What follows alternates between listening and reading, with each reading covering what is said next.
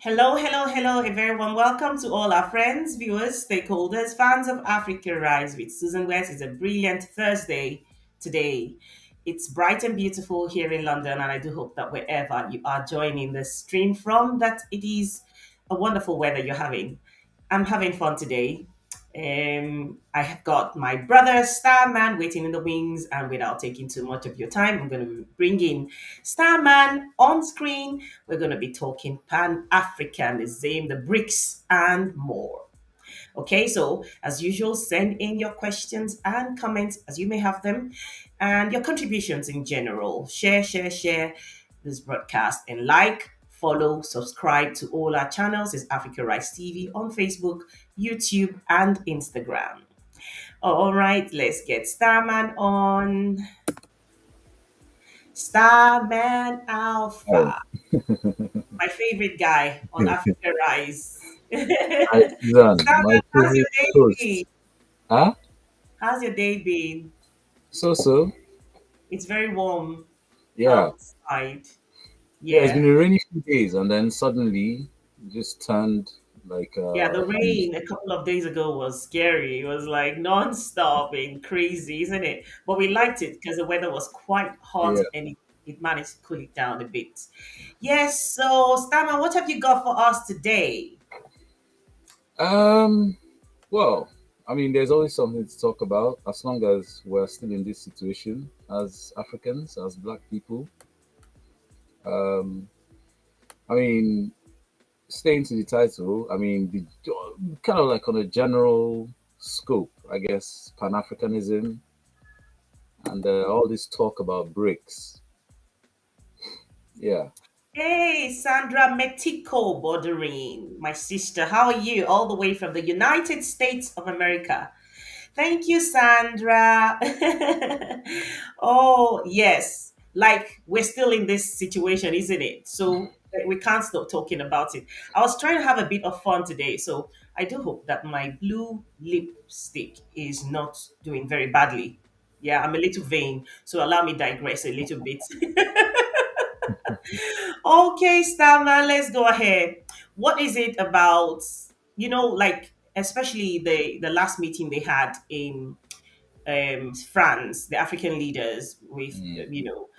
the BRIC nations, the African countries who, well, not very much. I don't remember any other African countries other than South Africa. Please, you know, help remind me if there's anyone I've left out. South Um, Africa is the major player. Um, Egypt is being steadily roped in. There are some projects where they are beginning to center Egypt. Nigeria. There was some noise about Nigeria joining, but then I read something about Nigeria not meeting the standard. are you kidding me? How many billion dollars in debt are we? Oh, Do we so even that's a BRICS is criteria. talking about sorry? So that's a criteria. BRICS is talking about a new currency backed by gold and a basket of 20 other commodities. Nigeria, they just discovered gold in the Middle Belt, right? I've been asking this question since before the election that the gold they found in Nigeria's Middle Belt, that's apparently supposed to be able to rival South Africa's gold. Eh? Mhm. What's happening to it? As the dollar, the whole world is now de-dollarizing, and everybody is talking about commodity-backed currencies. All the central banks around the world are scrambling around looking for gold, stashing gold. Does the CBN have any gold reserve? No, no, seriously, people should ask themselves that question. Does Central Bank of Nigeria have any gold reserve? Because if the dollar goes down, since the naira is pegged to it, uh, since the naira is pegged to it, the naira is going to go down as well, and even worse, because the inflation of the naira is worse than the inflation of the dollar. Hmm. And I just even heard apparently all you need to give someone these days is £1,000, and you've made them a millionaire in naira. That's right. That's right. Because as of today, The money exchange, I'm not sure if there is a black market rate or if it's just, an official rate, but I got information is 1,000 naira to a A pound. 1,008. I heard 1,008 naira. 1,008? Yeah, Like 1,008 naira, eight. not Yeah, 1,008 1,800. naira. Yeah. Right. So that's all you need to send someone £1,000, and in Nigeria, you've made them a millionaire. That's Even a if lot you of money just even notice here, a their thousand test time. pounds. They say, you say, That £1,000 is a lot of money even here in the UK. yeah, yeah, yeah. But come on, let's think back to Jonathan's time. We're talking. You needed to send about £6,000 to make them a millionaire. That's right. You Yes. So Nigeria didn't make the court. Didn't make the court. But Nah. what other African nations have Uh, I mean, shown I know a lot of them are interest? clamoring. I mean, maybe one will talk more. I'll talk about the advantages of the BRICS, why people are, or countries around the world, because if you look at the current geopolitics, it's like the world is splintering into two. I mean, they keep talking about East versus West, but realistically, it's G7 versus Versus BRICS. Now, there's a third force in there. It's just that nobody ever bothers to mention this force, and that's the global South, the Africans, Papua New Guinea. Yeah, we're the black people. No one mm, gives a shit. But anyway, as we talk, I'll talk about if only the third force could recognize their power and our. wake up. Oh, if only. Hmm. Anyway, yeah, In my opinion, I think that they understand the power they have. However, the people at the in at positions of to negotiate are the people who already are stained and have no interest whatsoever of the countries they lead, but for themselves. And when you have too much debts to hide, they use this as a bargaining chip. yeah, Make sure that they get what they want. Because I think all the African nations and leaders are thoroughly aware of the fact that they have an edge right now because they yeah, seem to be the woman everybody wants, the hottest cake in town. yeah. Of course, with a lot of value. However, um, it's not as though they're unaware of the power they wield right now. Is the fact that, take for instance, someone like Tinubu of Nigeria. Hmm, What can he actually negotiate to favor the country? If he does put his foot down on certain issues, then the American government, who are turning a blind eye right now as to the dirts, the certification, the indictment, or whatever it is about the stories we hear hmm, about, his connection with narcotics in the United States of America. These are things they're just going to say, okay, they're just going to, put in front of his face. Like, it's either this or this. So, can you imagine all the African nations who have leaders that have such dirt on them? hmm. They know what to do. They can't do it because their hands are tied. Okay, we'll get to African leaders at some point. We can't talk about this without talking about them even. But I'll say why I said that third force. If only they could recognize this power and wake up. Now, first things first is that in this struggle for new supremacy between so-called East and West, or G7, the old power, versus BRICS, the new rising power, the reality is for the old power, the G7, to hold on to the power they have, and for the rising power, the BRICS, to take that power, they need to control Africa, that third force. They need to, Yeah. so so this is why I said the Africans, if only they recognize. Now, in the position we're in today, and as you described, our leaders, they are being used, you know, and that, Now, the way I see this is, so there was an old power, the G7, and then a new power came on the block. But even the BRICS ultimately will not be the last power, because I think eventually the African nations, not all of them, but some of them, which I guess maybe when we talk about Pan Africanism, some of them will rise and form their own economic bloc. But some fundamental things need to change on the African continent first. Because as the African continent is constituted today, most of our leaders, and I don't like calling them leaders, I prefer to call them prison warders. Most of them are working for the West. They are controlling the prisons built by the West. Now, like I said in one of the last programs we had, that, where we as Black people are actually prisoners of war.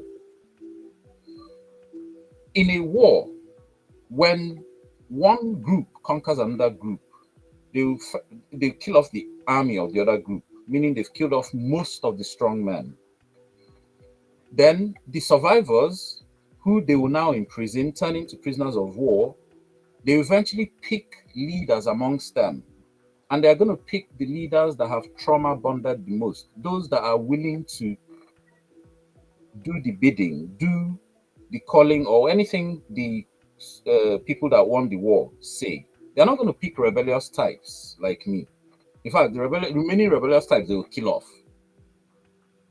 You know, so all our leaders today are those ones that have trauma bonded on whatever level, whether they because remember, a lot of our leaders today are the sons of the first presidents, whether they were traumatized during colonial, their fathers were traumatized during colonialism and they grew up under this trauma, maybe because people like Kenyatta, remember, he was a civil servant for the British. They arrested him. By the time he came out of prison, he was the best friends of the British governor of Kenya, you know, and they turned a blind eye to him and his family looting the country as long as they maintained certain interests in Kenya. Mm-hmm. And you wonder why people like Nnamdi Kanu were arrested in Kenya. Kenya is still a neo colony, like Nigeria is. So the problem is that our leaders they're all working for the West or have been. And the West now, the West, they're not, I mean, come on, these are masters of manipulation. So just because they see you've trauma bonded doesn't mean they're still not going to have a leverage over you. So what they do is they sucker our leaders. Right, yeah. Loot all you want, but just make sure we have access to the resources, as much resources as we want. And then after our leaders do all the looting, the West now goes to them, hey guys, you know what? You know that money you've looted, your share of the loot, yeah? Bring it to London. Bring it to our tax havens, all those Panama papers and all that bullshit. Bring it there. We'll look after it for you. Because remember, if your people uprise and they chase you away and your money is in your country, you've lost it all. That's right. So our leaders fall for this bullshit, move all their money there in form of raw cash, resources, and even when they invest in property and all that bullshit. Yeah. Well, sorry. When they invest in our leaders move all that money there, which is just what the West wants. Because once that money is now there, that's the leverage they need. The West needs over our leaders, our so-called leaders. Because the minute the minute any of them says, okay, I'm not doing what you want to give, what they do first is not seize all their assets abroad. Yeah.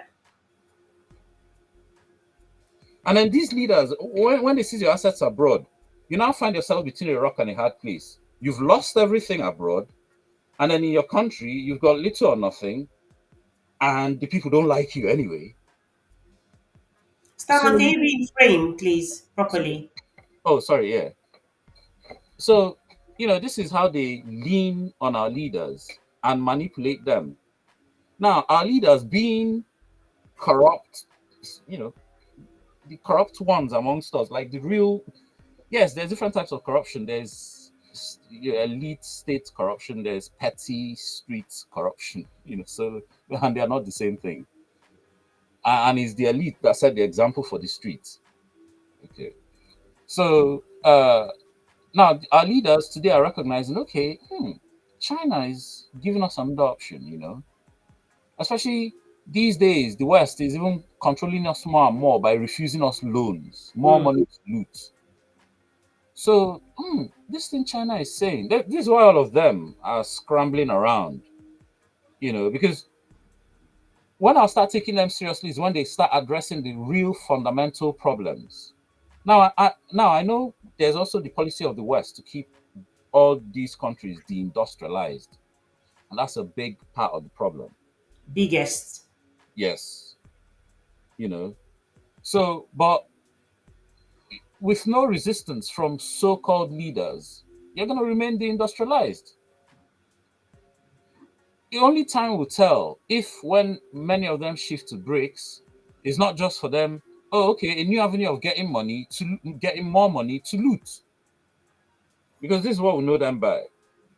I'm not under the illusion that say Nigeria joins BRICS tomorrow, any money Tinubu gets from any investment from he's gonna now start building Nigeria. Like, I'm not under that illusion. Mm. Let me take a quick read from Facebook and YouTube. There's Sao, I'm not sure I'm saying his name right, Sao Dinox Dino. He says, I love that, but Africa's, I think he means Africa first needs nuclear weapons. Then yeah, Charles Odune, you're welcome. Obi Man, yeah, Obi Man, my guy, it's been a long time. Thank you for joining. So, greetings, Africa Rising guest. So, basically, I tell you what, when Saul talks about nuclear weapons, they will never respect Africa as a continent, mm, or any countries on the continent of Africa until we have some sort of deterrent.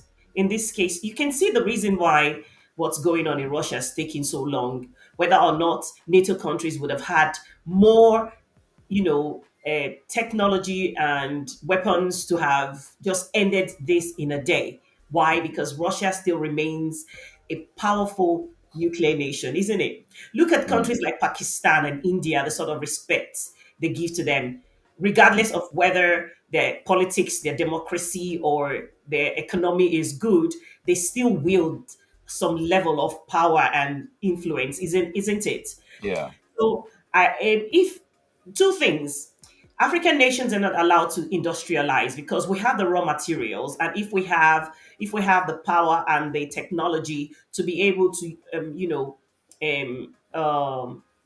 transform. What's the word now? And process these raw materials into whatever final product it will be, then what again is the leverage that countries in the West or even Asia like China will have over Africa or African nations. Okay. So other than economic power, yes, nuclear power is one thing that makes some of these countries look like they're untouchable. Okay. I'm going to talk about nuclear weapons and industrialization, but before I do, let me even elaborate a bit more on BRICS. Now, BRICS ideally should be a good thing for African countries. The only problem is I don't trust the leadership taking us into it. That's the only problem. Because the leadership doesn't look like and has never looked like they're concerned about tackling even if not fundamental issues, but basic issues. Now, like I said, BRICS, the G7 is dying and BRICS is coming to form. But I still think eventually a new economic bloc will rise, and that will come from tropical Africa when we begin to get our act together. I think BRICS presents Africans a unique opportunity in time and history today, hmm, to finish a struggle our ancestors have been struggling with this generation, with this current generation. We cannot leave this struggle to the next generation. They will not survive it. They are going to be up against AI and robots.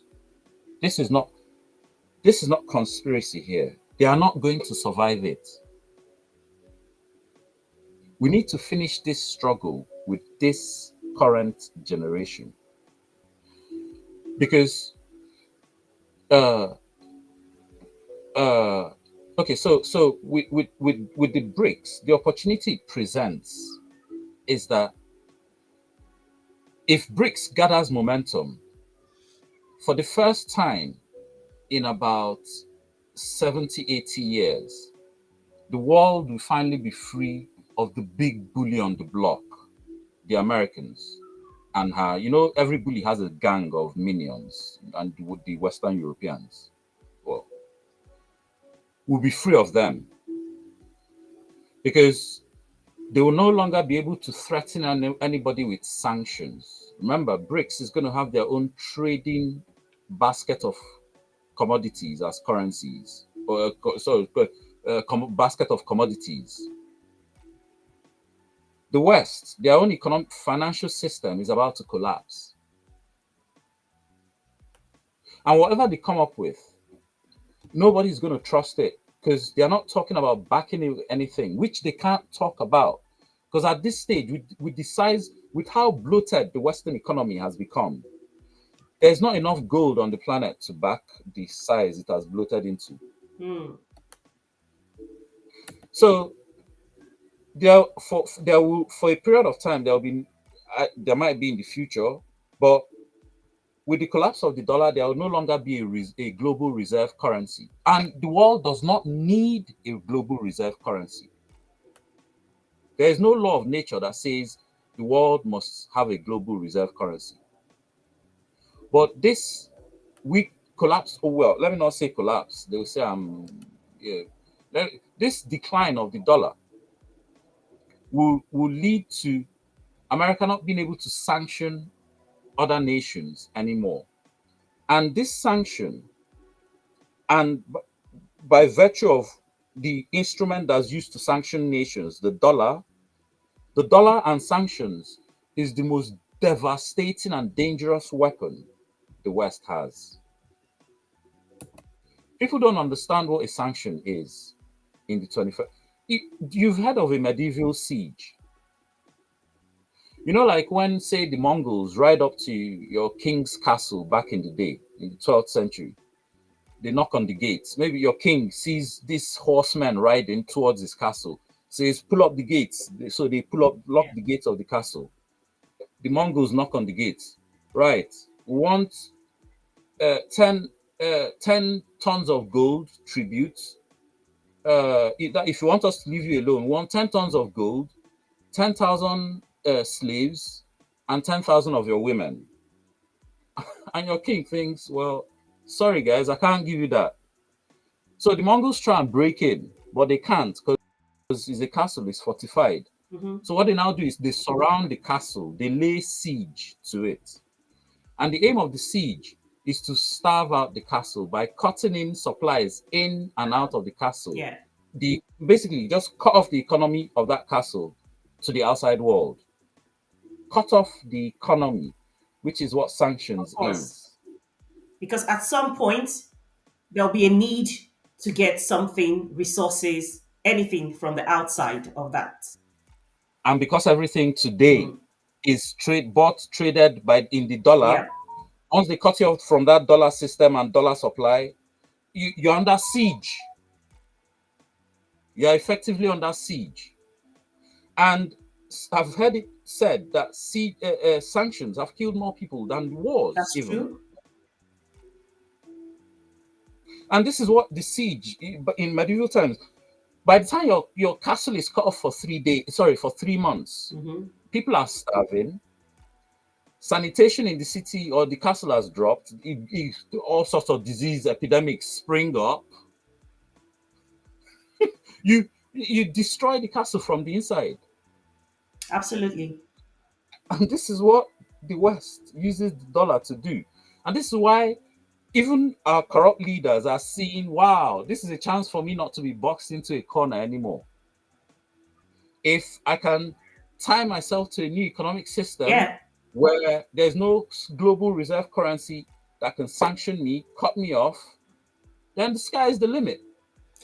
Starman, you know that the what I can't I'm unable to wrap my head around how they will succeed, even though they are coming together as countries from Asia and Africa, and of course um, Far East Europe, Asia, Mm, sorry, mm. Asia, Southeast Asia. Russia, yeah. So this is something Gaddafi tried to do, and everybody knows it's the reason why he was taken out.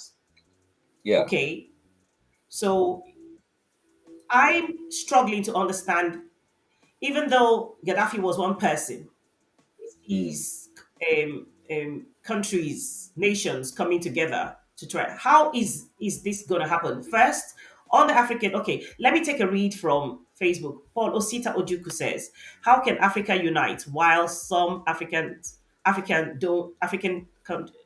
maybe he meant to say, don't identify themselves as Africans." You know why I took that read? Even on the mm. African continent, there are countries that don't identify as Africans, or economically, or whether it's ethnically, using the ethnicity, they fail to Yeah. identify as Africans. Yeah. Okay, And we'll get to that. But before we do, and please bring me back to it, yes. please, And in case I King forget. Obi-Man says we only have, thank you for that. I said we only have South Africa in BRICS, and its economy is owned by people who have European interests. Okay. Hmm. Okay, fine. So I want to start from what you said about Gaddafi. Hmm. Now, before Gaddafi, there was Saddam, the first man in modern times that tried to go against the global reserve currency system controlled by the US on behalf of the West. He was talking about selling his oil in euros, and suddenly, Gulf War, boom, boom, boom, destroyed. They hung the guy even. That hanging was significant. It was to set an example. This is what happens to you when you threaten our global reserve Hmm. currency. And unfortunately for Saddam, he didn't have nukes. If he really had nukes, those weapons of mass Yes. destruction they claim, they wouldn't have gone in like that. Yes. They just cooked up that story. Then came Gaddafi. Now, Gaddafi was talking of the gold dinar, which was an even better system than Saddam's. He's talking of commodity with value, not colored paper. People will tell you, "Oh, the dollar is backed by America's military might." What's military might? Especially when the military might will come and bomb me when I don't want to do what they want me to do, even though it's against my own Hmm. interest. Military might, my ass, like Excuse your French. You're swearing a so. lot Yeah, today. no, but yeah, some of these things when you think it through, is just that asinine, you know. Anyway, so um, now the gold dinar would have been better for Africans. Not saying that it would have been the best, but it would have been better for us because from the sounds of the gold dinar, it would have still been controlled by North Africa and Gaddafi. So, well, depending on how much leverage we take to the table initially, you know, and remember that gold, that Sahel region of Africa is rich in gold. That's why all of them they are there. They're instigating terrorism there today, looting the gold because they can see the dollar is about to fall and everything is going to revert. See, this dollar is just colored paper. The reason people are talking about gold today is because for gold, dollar is how old is dollar? How old is colored paper money? Even going back to Marco Polo or when the Chinese started it, 1400s, 1300s. 700 years. Gold has been used by humans as currency for 5,000 years. No, what am I even saying as currency? As money for 5,000 years. Is the original money. And that's why when fiat currencies Hmm. collapse, everybody runs back to gold. And in the history of humankind, there has been a history of over 2,000 fiat currencies. Even before this current generation of fiat currencies, all of them have collapsed to zero, every single one. So nothing makes the dollar super currency that somehow Will never be. it will never. After all, since 1913, when the Fed took control of producing, printing, and distributing the dollar has lost 98% of its value, meaning that in 1913, if it was going to cost you 1 cent, which is a hundredth of a dollar, to buy a kilogram of bread, eh, today it will cost you 98 cents to buy the same kilogram of bread. That's how much the value of the dollar has been inflated away. So it's only 2% left. Of course, it's just amazing. In fact, I'm predicting it. I've been predicting this. Within 5 years, the dollar will be nothing more than a local currency. And with the decline of the Guess what? dollar, But that will be greatly dependent on how the war in Ukraine pans out. The outcome of the war in Ukraine will mm, determine the mm. longevity Oh of yeah, the yeah. dollar. The war in Ukraine is part of fighting for the life of the dollar.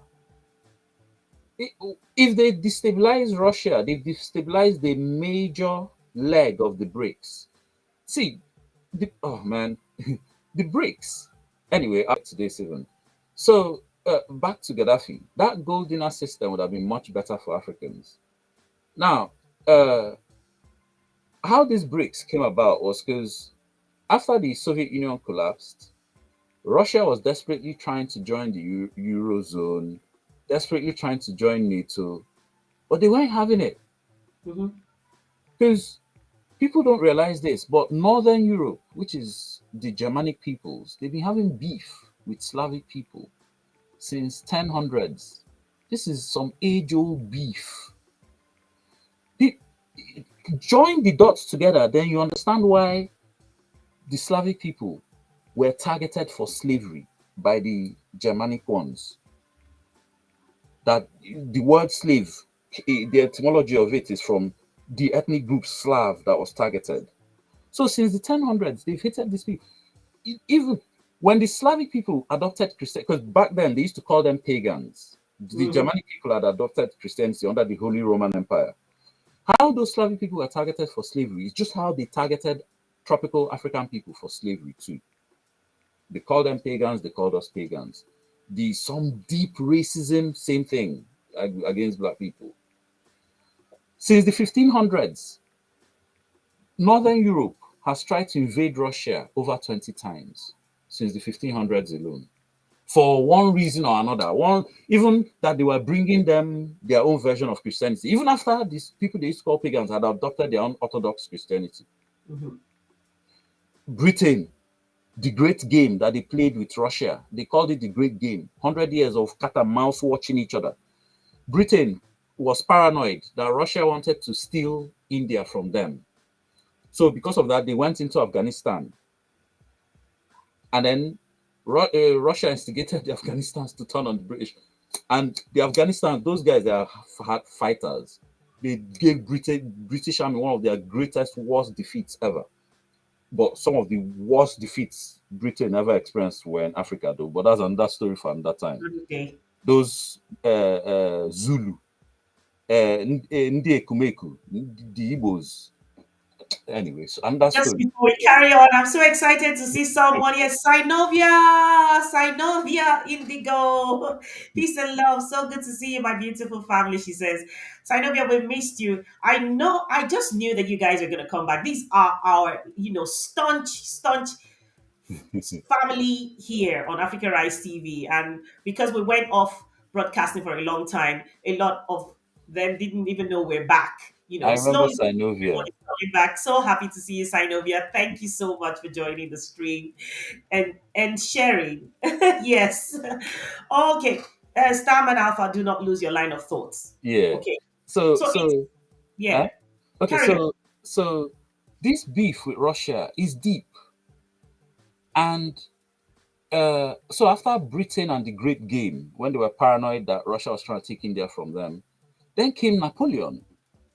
Napoleon went all the way east that he was going to invade Russia. After Napoleon, and this is now recent history, there was Germany, Hitler, that is going to invade Russia as well, that is looking for Lebensraum, living space, you know.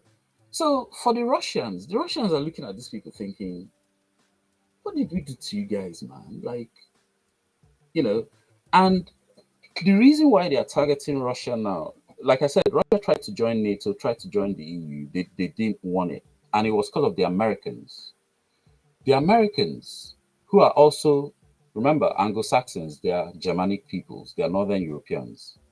And these Germanic people, they are the most genocidal group in human history, the most bloodthirsty. They've conquered the most, killed the most. They've ended up stealing two continents, North America and Australia. The Southern Europeans stole one continent, South America, you know. So the Americans knew that if Russia was integrated into Europe, it would be the beginning of the end of American hegemony and NATO would disintegrate because NATO was set up to check the Soviet Union in the first place. They didn't want this because the neoliberals had taken power, and the neoliberals, yeah, this, you know, Americans are drunk on American exceptionalism and believe, everybody must follow the American way because American way is the best. And they were now after world domination, meaning controlling everybody's resources as well. And they didn't want to lose that power they had with NATO and controlling the European Union. So something significant happened. Russia, China, after China was rising from their rapid industrialization, Russia and China, when they didn't want to let Russia join the EU, China, and Germany started this new talks. They were talking about creating a new bloc, a new economic bloc, the Eurasia bloc. Russia, And Germany, and China. yeah, Russia, Germany, and China, China. Eurasia bloc. And this would have pretty much done what the Americans were scared of, taking power away from them. Because China has a massive industrial base. And if you know anything about capitalism, Yes. industry is the capital, is the money, is the wealth, is the money wealth creator, the industry. Not the resources even. You can have aluminium ore, fill your whole house. As aluminium ore, it doesn't mean anything. But if you have the industry to turn that aluminium ore to aluminium sheets, aluminium rods, aluminium this, aluminium plates, aluminium whatever, then that's value. You've added value, you know. So it was going to be China with the industrial base, Russia with the resources, because Russia is arguably the second most resource rich country on the planet after Congo. Some people argue it's the other way around, but hey ho, you know. And then Germany with all the technical expertise. Germany is like a engineering. Uh, those guys, they know their engineering. Engineering is a deep cultural thing for those guys. Um, so these three countries with these three skill sets would have created probably the most powerful economic bloc ever. So the Americans needed to break that, which was why it has all led to all these issues going on in Ukraine now. Now, especially with the breaking of that Nord Stream pipeline, Mm-hmm. Europe and Russia is going to take decades before they make up again. So now Europe can no longer get cheap resources from Russia, which accelerated Russia and China bringing together this new alliance of the BRICS, and is now clearly dividing the world between East, West, and again, like all of them, all their analysts on TV, YouTube, always forget to mention the South. Even though, yeah, they're both fighting. Global South. Yeah. So I say all that to say this finally. The BRICS, for the first time, has actually overtaken the G7 in terms of population and global GDP. And also, bearing in mind that China has the main industrial base on the planet, Hmm. if you ask me, it's over for the G7. It's over. Plus, the fact that with all that industrial base, China produces more engineers alone per year than all the undergraduates per year the UK produces. Not just engineers, no. China produces more engineers alone, and just engineers, than all the undergraduates the UK produces per year. A 100,000 people, just because they're from the West, cannot outthink a million people just because they're from China. Anyone Absolutely. that believes that is harboring racist ideologies, I you know. think that's a mindset that has already been dealt with, especially for Africans. You know, in Yeah, those not so long ago, in the past, the Africans were easily intimidated once they saw someone from the West. They just assumed that this person was smarter, more yeah, intelligent, more sophisticated, and that's something that has been demystified, yeah, just unraveled. Because if you put any African, even from the continent, who's never been abroad, give them the same opportunity, expose them to the same information, and then you realize how sophisticated the African is. So yeah, that's absolutely something that has been um, demystified. You yeah. know, so So you see nowadays you see on global platforms Africans are having conversations with Western people from the West, and they are not timid like they used to be. You know, you need to listen to some of my conversations with them on Clubhouse. I know your clubhouse. Yeah, I always miss that. So much going on. I, Yes. So carrying on. I don't take the nonsense or the gaslighting. No, seriously. I, they know me. They don't know. They don't mess with. They don't mess with. Anyway, but yeah.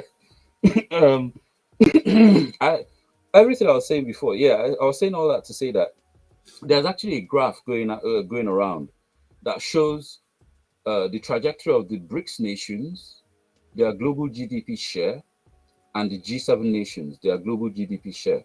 So in 1980, the BRICS nations had just 10% of global GDP. The G7 had 56% in 1980. By 2017, the BRICS nations had 16%. 2017, 16%. And the G7 had dropped to 36%. Today, this year, 2023, that graph has, for the first time, crossed. So today, the G7 has, I think, 30% of global GDP, and the BRICS nations have approximately 32% of global GDP. Hmm. So the It's BRICS nations on the retreat. almost at par. Yep. But you know the interesting It's not, thing is, yes, at par, but mhm, the G7 is trending downwards, and the BRICS nation is trending upwards. yes, yes. You know what's interesting for me is I'm not sure if you're fully aware of what the eligibility criteria is to joining the BRIC nations, to joining the BRICS.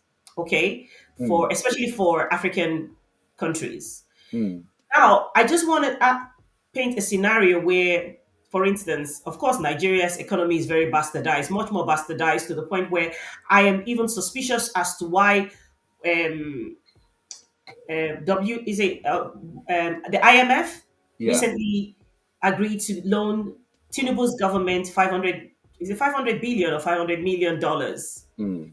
I couldn't understand why they were so quick in accepting to give that money to Nigeria, knowing very well the truth of the economy and the The, I, potential. the IMF is an instrument of control of the Yes, West. absolutely. They, Now let me say something. yeah, What the BRIC nations have set out to achieve, how is it going to be attainable if those eligibility criteria are things that are very difficult for many African nations to be able to meet? And if that happens, if it so happens that a lot of African nations, especially countries like Nigeria, regardless of how messed up things are very, very important countries to have. mm, Okay. How is it going to be attainable for the BRICS to succeed if some of these countries on the African continent are left out? Because then the G7 nations will see there is a loophole to come in there and take advantage. yeah, the thing is, the G7 nations already have most of the African nations in their pocket, But what we're and trying to say is, at a point where they will eventually, that the BRICS will give the G7 a run for their money and eventually even surpass them. mm, How will it be a sustainable venture for the BRICS if the eligibility criteria mm. remain something that makes it difficult for any other African nations, perhaps other than South Africa or maybe Egypt, if you look at it, or maybe I'm not sure in North Africa which other nations might be able to meet their criteria. Okay, I haven't read their article on the criteria you need to. So I don't know everything by bullet points, but based on what I saw about when they were talking about, someone made a program about Nigeria trying to join, and that Nigeria there was a lot of issues because of the debt and all sorts of different issues like stability. Basically, so I'm sure they have certain criteria you need to meet. But uh, if anything, I don't even think that's going to be a big problem to join in the BRICS because, as far as I know, there's about 40 countries already lining up to join. I.e., Whoa. Saudi Arabia, the most important country lining up to join, because it's because of Saudi Arabia that we have this current system where the dollar is the global reserve currency. When they agreed to that deal with the Americans that all oil must be sold in dollars. And then we started the age of petrodollar. So it's very significant for Saudi Arabia to now be joining an alternative system that to the one that she was a cornerstone to, mhm. the G7 petrodollar system. And last month, uh, uh, I think they did their first trade with China where they sold oil to China, and instead of using dollar, they used they used China's currency, yuan or something like that. So and so then there's Mexico. Mexico, when they announced that they wanted to join, they were thinking of joining BRICS.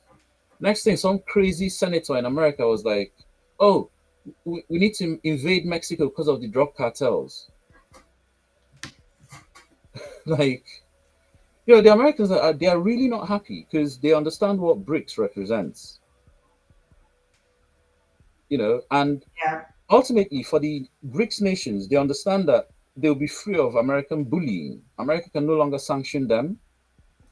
I'm trying to see if I can find, using Google, Hmm. the eligibility criteria for BRIC Yeah, yeah, yeah. countries to join the BRICS. And I might not be able to do justice to it whilst here, but basically the BRICS works on the principle of non-interference, equality, and mutual benefit. The alliance is economic, territorial, and resolves political disputes. Three pillars of BRICS are political and security, and economy and financial, cultural, and people to people exchanges. Interesting. Hmm. So if um these are their principles, if Yeah, these are that the sounds more like principles, yeah, Qatar the criteria for should not each be individual country. Yeah.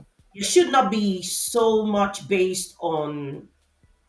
No, the thing with BRICS is that the BRICS they're not trying to tell you, oh, you have to like China is not trying to tell any BRICS nations, oh, you have to now start doing communism.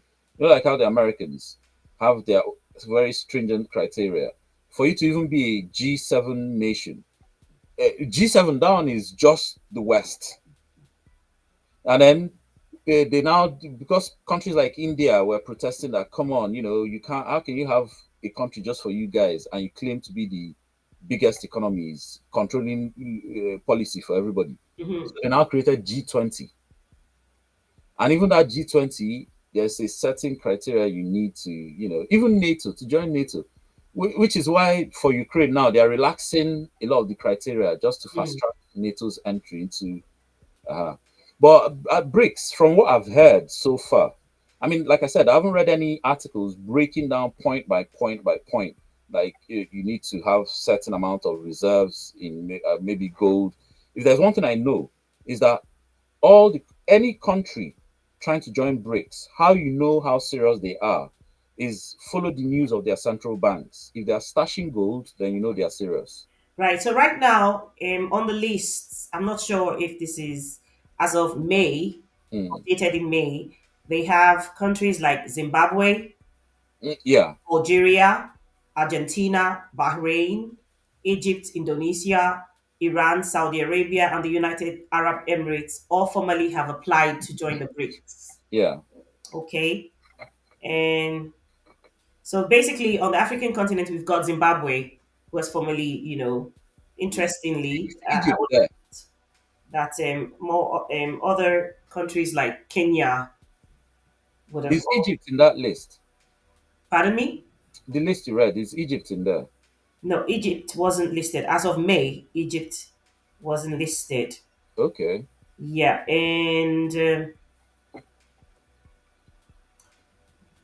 okay, let's see what's the difference between. Yeah, just carry on with your thoughts. I just wanted to see a little more Okay. the difference between the G7 and the BRICS. So the G7 nations, I don't even know if I can remember all of them, but I know America, Britain, France. Yeah, Uh, it's US, Canada, the UK, France, Italy, Germany, and Japan. yeah, yeah, exactly. So, and these are all Western nations, just exclusive club, and they claim to, they dominate all global policy. You know, Obiman says Ethiopia has applied as of a few days ago. right? Okay, interesting. Okay, So, so yeah. I said I was going to talk about Pan Africanism before finally talking about nuclear weapons. So, I think many of us we need to sit down properly and have a proper think about Pan Africanism and what it is and what it should be.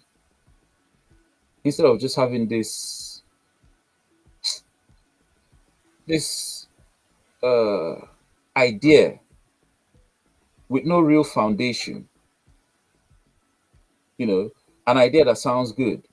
let me tell you what it. Sorry to cut in, but just Mm, to streamline your thoughts a little bit is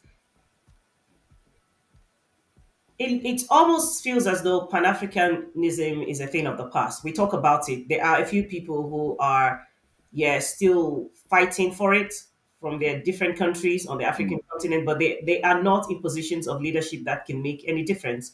right. You know, someone like, what's his name now from South Africa? Malema. Pardon me? Malema. Julius Malema. Thank you. Okay.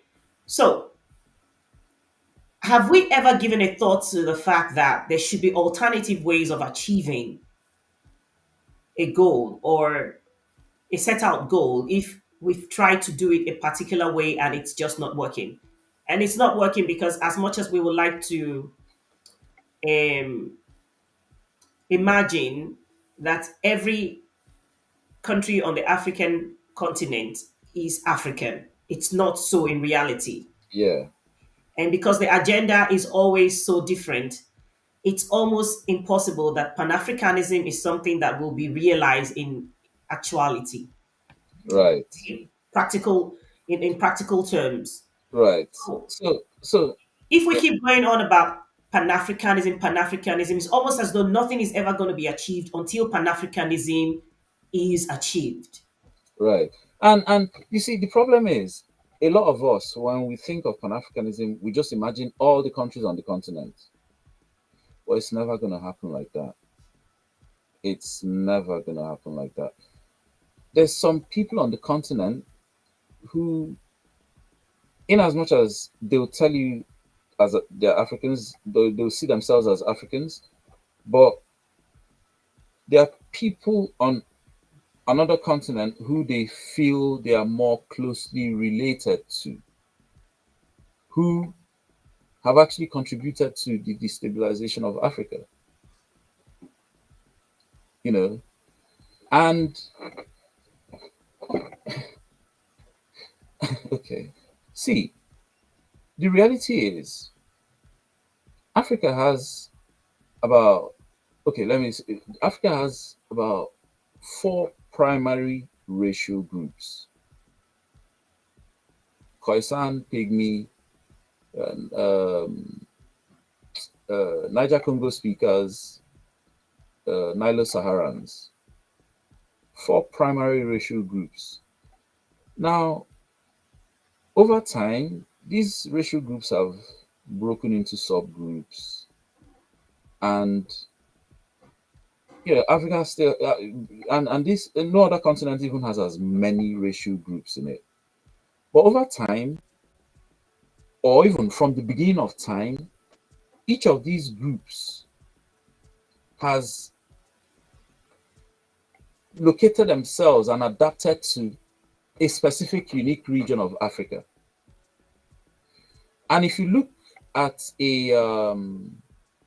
a climatic map of Africa, where it shows you the regions in terms of forest, Sahel, desert, Maghreb, all that. Those regions, before the arrival of Europeans and Arabs, before they came into Africa, into tropical Africa, that's the part, tropical Africa after the Sahara. Those regions of Africa was those different regions formed kind of like natural national boundaries between the different groups. So you had the groups that lived in the Sahel, yeah, Yeah. which are largely the Chadic, well, the Nilo-Saharan and the Chadic people. You have the ones that live in the East African highlands, the Kushites. You have the ones that live in the forest, two main racial groups. But okay, so you have the Pygmies, then you have the Niger Congo and Bantu speakers. Then you have the ones that live in the kind of like the Kalahari Desert, which is in the south, Yeah. Khoisan. So you have people that adapted to natural geographical climatic zones over millennia, not even centuries. And then Europeans now turned up and started drawing arbitrary lines against the grain of those climatic boundaries. Like Nigeria, they cut from the coast into the forest, into the Sahel, one country. Same thing, Togo, Benin, Ghana, just cutting. So that's why in Nigeria you have Niger Congo speakers in the south, Sahel Chadic speakers in the north. These are two different racial groups with two different worldviews. And it is from understanding this that I understood that there is never going to be one whole Africa map Pan-Africanism. If anything, I envision about 4 or 5 different regions that will each on their own become economic power blocks. So and what will be the common thread of unity in these regions will be culture and I guess genetics. Yeah. It's going to play a So major role. sorry, Yeah. It will. Genetics. and in some regions, religion. So so let me try and break down the regions I see. So I see a a North Africa region. Now, those are not, hey, anthropologists classify them as Eurasians anyway, so they are not, and we know how they feel about us south of them. So they're going to do their own region and probably do some pan Arab thing. Yeah, they're going to do their own economic bloc. Then there's going to be those Africans in the Sahel, the Amazigh uh, people in the and the Chadic people in the Sahel region, stretching all the way to Darfur. Now, them and Northern Sudan might create their own economic bloc. Now, the people on the Horn, that's the region I'm not quite sure of because there's too many divisions there. And why I didn't link the Sahel region to the Horn is because there's the Ethiopian groups in the middle who are similar to the people of the Horn, but different religion, you know. So I think that religion is going to play a part because, Major. yeah, it's going to play a part in who allies with who. The you know, and I think the Christians are going to want to delineate from the Muslims, you know, and the Muslims. That's where nothing tangible is going to be achieved anyway, because on every in every country on the African continent, you have No, it's no, almost. no. What I'm saying is delineate. I mean that you know, there's a religious map of Africa where there's a Muslim north and a Christian south. Mhm. That boundary where the Muslim north meets the south, there's going to be a lot of delineated countries coming out of there. You know, places like Central African Republic. I imagine the northern small part of it breaking away. They're already campaigning for self-determination. Remember, that's where the Fulani in Central African Republic are. They were the ones that tried to take over the country, and the southern youth rose up, chased them back to the north. And then France came and started supplying. When you hear France and Britain, you just know, okay, evil has started. France came, started supplying the Fulani North weapons. It now almost turned to, in fact, it was a civil war for a while. And then after that, now the Southerners now got the Russians in. Now the Northern Fulani, they say they want their own country now. So you're going to see a lot of that, just like in Nigeria. You know, even the Christian Middle Belt, we are not Northerners anymore. We're going to see a lot of delineation. And it's okay. It's perfectly okay. There's a reason why it's happening and why it has to happen anyways. So, like I said, there'll be that North Africa region, them and their own, probably even pan-Arab, even though we know how the Arabs see them anyways. But that's up to them. Then there's the Sahel region. Then there's uh there's the Horn. There's the Horn region. Then there's the forest region from West Africa, the forest and the coast on the Atlantic front. From west, that's the Gulf of Guinea, Mhm. going into Central Africa. That's going to be the biggest economic bloc by virtue of even having the most people. The Niger Congo speakers and the Bantu speakers are the most populous ethnic, racial groups on the continent. We are more than half the continent. And this is why we get a lot of beef from the Horners and the North Africans, because they don't like the fact that when anybody on the planet thinks of an African, the first type of African that comes to their mind is us. They don't like it. So they're always attacking us over it, you know. And that's all you remember that incident in Tunisia. I predicted that incident for some of my Horner friends. I was like, with the rhetoric some of you guys run against us, this thing is going to happen. 2 weeks later, it happened. Literally 2 weeks after I told them, it happened. Anyway, so they'll probably have their own region, but hey, you know, and from what I hear a lot of them say, they feel more kinship to people in Yemen. Anyway, so the people in the forest, which is Mhm. West Africa, Central Africa, I think they're gonna have their own region, which will be the biggest, and that region is gonna go all the way down south following the Bantu expansion routes, and it's going to incorporate the pygmy groups. The pygmies, they are too small to have their own economic region. I mean, a lot of them are still living almost in the original state they used to, and the ones that have moved into the townships, they are not really in economic power. You know, so I think, and besides, we and the pygmies were genetically linked anyway. The pygmies came before us, so it's just like the Bantus and us.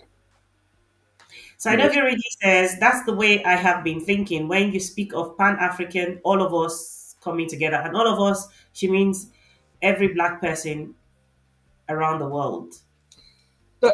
this is what I'm saying. It's not quite gonna happen like because see now like there's black people in Papua New Guinea, and many of us don't even know their plight.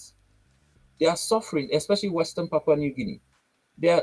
Can you imagine? The West has allowed Indonesia to carry out modern day colonization on them. Why? Just so that uh, they can't claim those Papua New Guineans who look like West Africans, even though they are not. There's genetic distance between us and them, but they look like us. So they don't want those guys to claim sovereignty so that they can keep exploiting their gold. Because that Papua New Guinea has the largest deposits of gold in the world. As in, they found a whole mountain there made of gold, silver, and copper. The West, they couldn't believe their eyes. They, if you know how much they poured into mining this mountain, they eventually reduced the whole mountain to nothing. Now they start mining a second one. That's how much gold they have in Papua New Guinea. You know, so and then there's the Australian Aborigines. Those ones, in fact, they've gone extinct. I'm not happy saying this.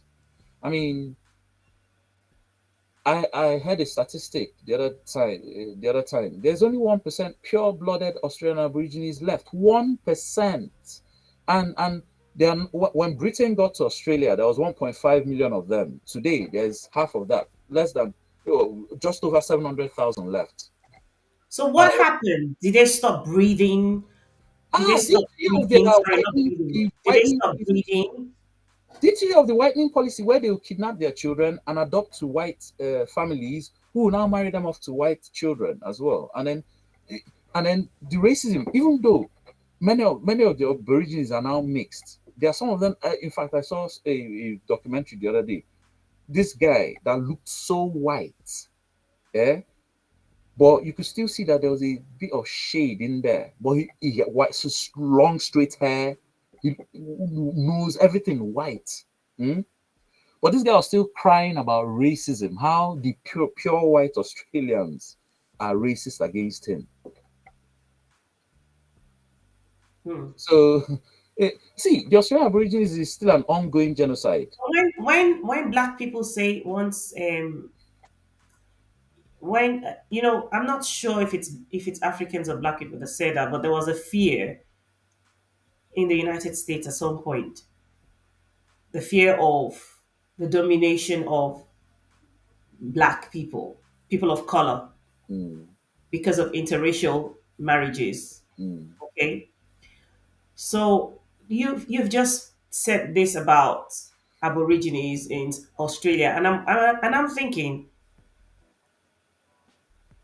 if that's possible in Australia, it is going to be possible anywhere else. of course, Even if, yes. So of as course, interracial marriages carry on, even though it's the white people who have been afraid of going extinct, the more they mix with people of color, it actually looks like it's more of the black people or the Africans who should be more afraid of the possibility of the extinction of their race. yeah. Because no matter how much you mix even, there's still a hierarchy of whiteness. There's still a hierarchy, even amongst Eurasians themselves, who by virtue of claiming white supremacy, they are the whites, then the rest of us are black. There's a there's not one white group. There are different white groups, and amongst themselves, they fight for supremacy. Mm-hmm. So, and I'll give you an example of what I'm saying. So, going back to the 1400s, or even going back to the Roman Empire, hmm, the the white group at the top of that hierarchy of whiteness were the Southern Europeans. So that was the Italians, but that was the Italians, the Romans. Then their Spanish and Portuguese cousins took over that power by the 1400s under Catholicism. Even though the remnants of the Roman Empire controlled authority of Catholicism, but the people that had the muscle to conquer and do everything was Spain and Portugal. So those were Southern Europeans. And these Southern Europeans, even from Roman times, they've been fighting their Northern European neighbors, who they called barbarians. They've been dominating them.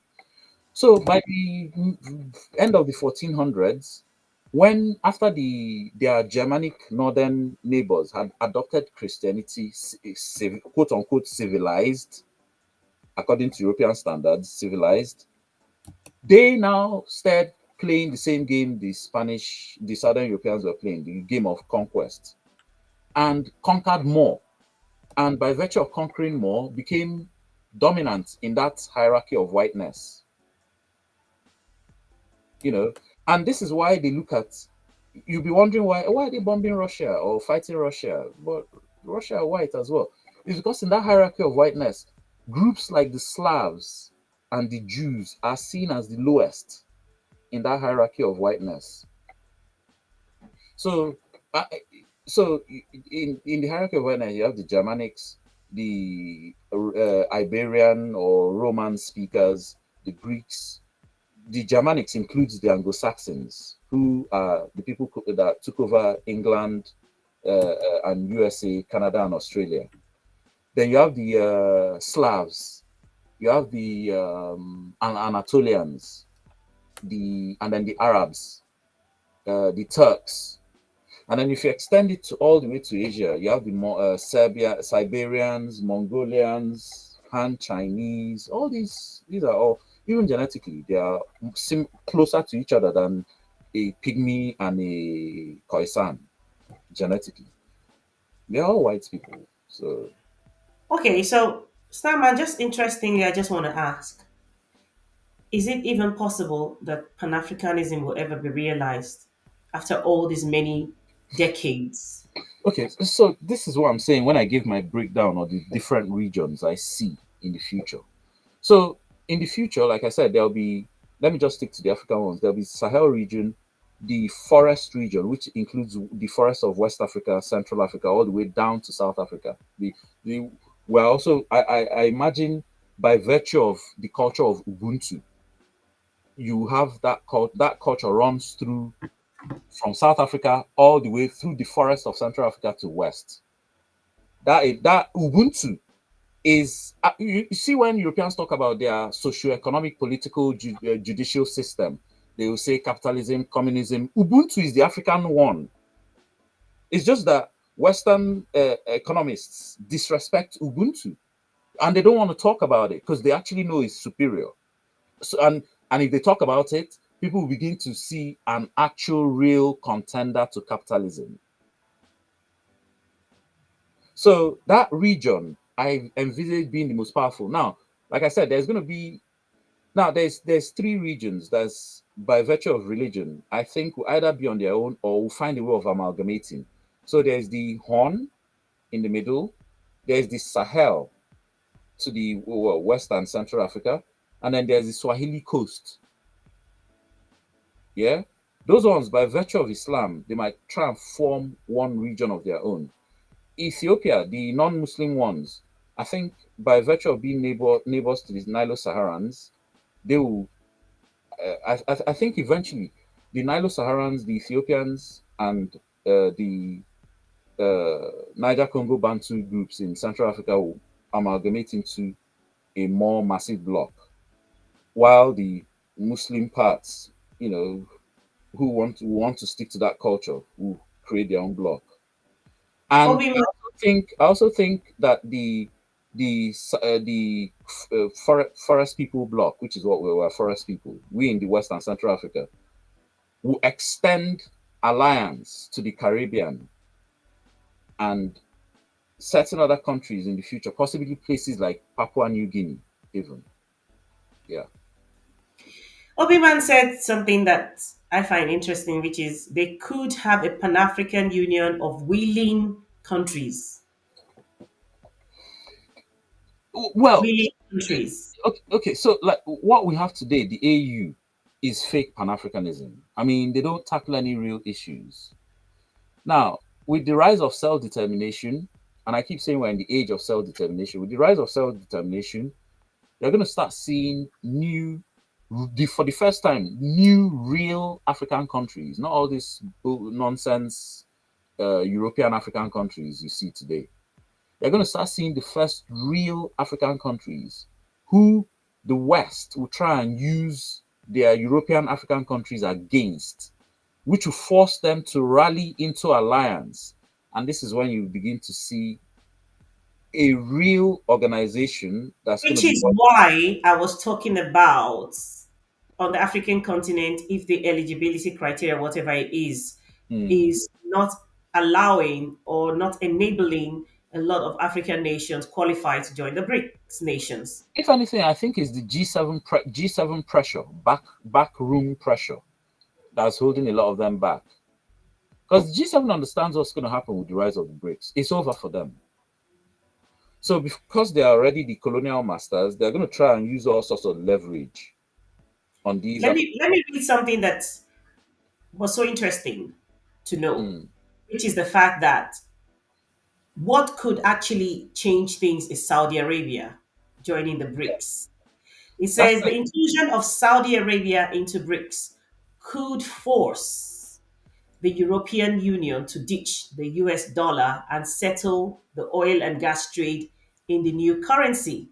Therefore, Saudi Arabia joining or accepting the BRICS currency could tilt the global powers from the west to the east. That's why So, when I in was talking about Saudi Arabia earlier, I said Saudi Arabia is the most important member applying to join the BRICS because of them undersigning that petrodollar deal. That hmm, is why the whole world sells oil primarily and everything else in dollar today. You know, hmm, once Saudi Arabia, and I said as well that last month or two they did trade selling oil to China for yuan, bypassing the dollar. hmm. See, another problem with the G7 system, how they use it to bully African countries and other countries. So imagine Kenya wants to trade cocoa with Uganda.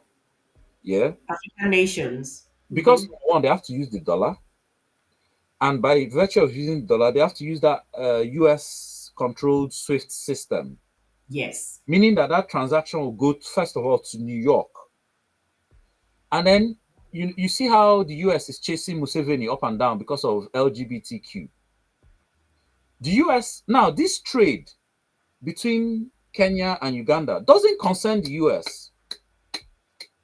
It's just want to exchange cocoa for whatever.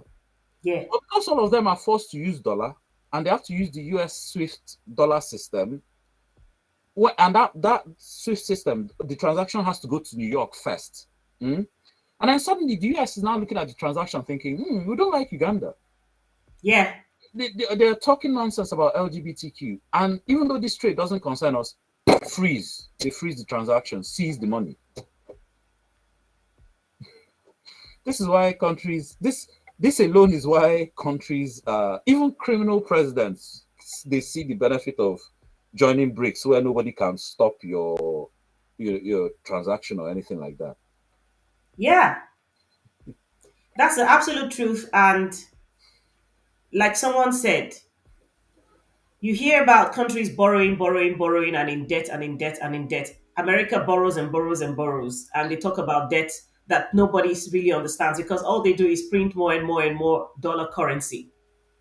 And BRICS, yeah, apart from their basket of commodities trading formula, I also heard them talking about something significant. They were talking about using a system similar to the bond core system that was proposed by, is it Maynard Keynes, during the Bretton Woods conference that led to this dollar being global reserve currency today.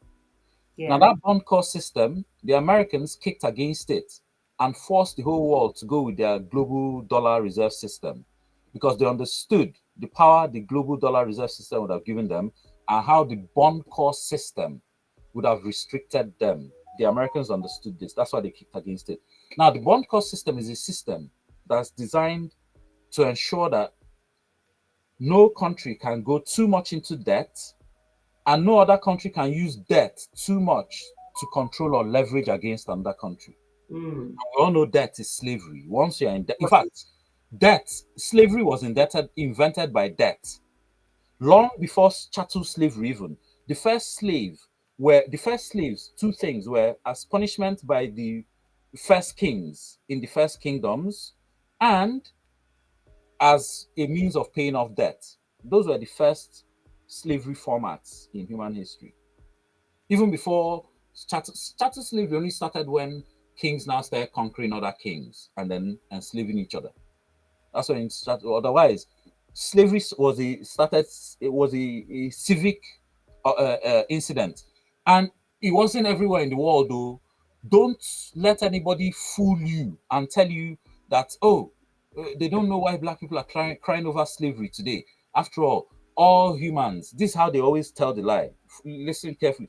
All humans throughout human history have always practiced slavery. Is a lie, big fat lie. I've debunked this thing so much. If I got $1 every time I debunked it, I should be stinkingly rich by now. It's a big fat. The history of see everything in this world has an origin point in time and space. There is a history of slavery. There's a history where slavery started, how it spread, and who was doing it and where.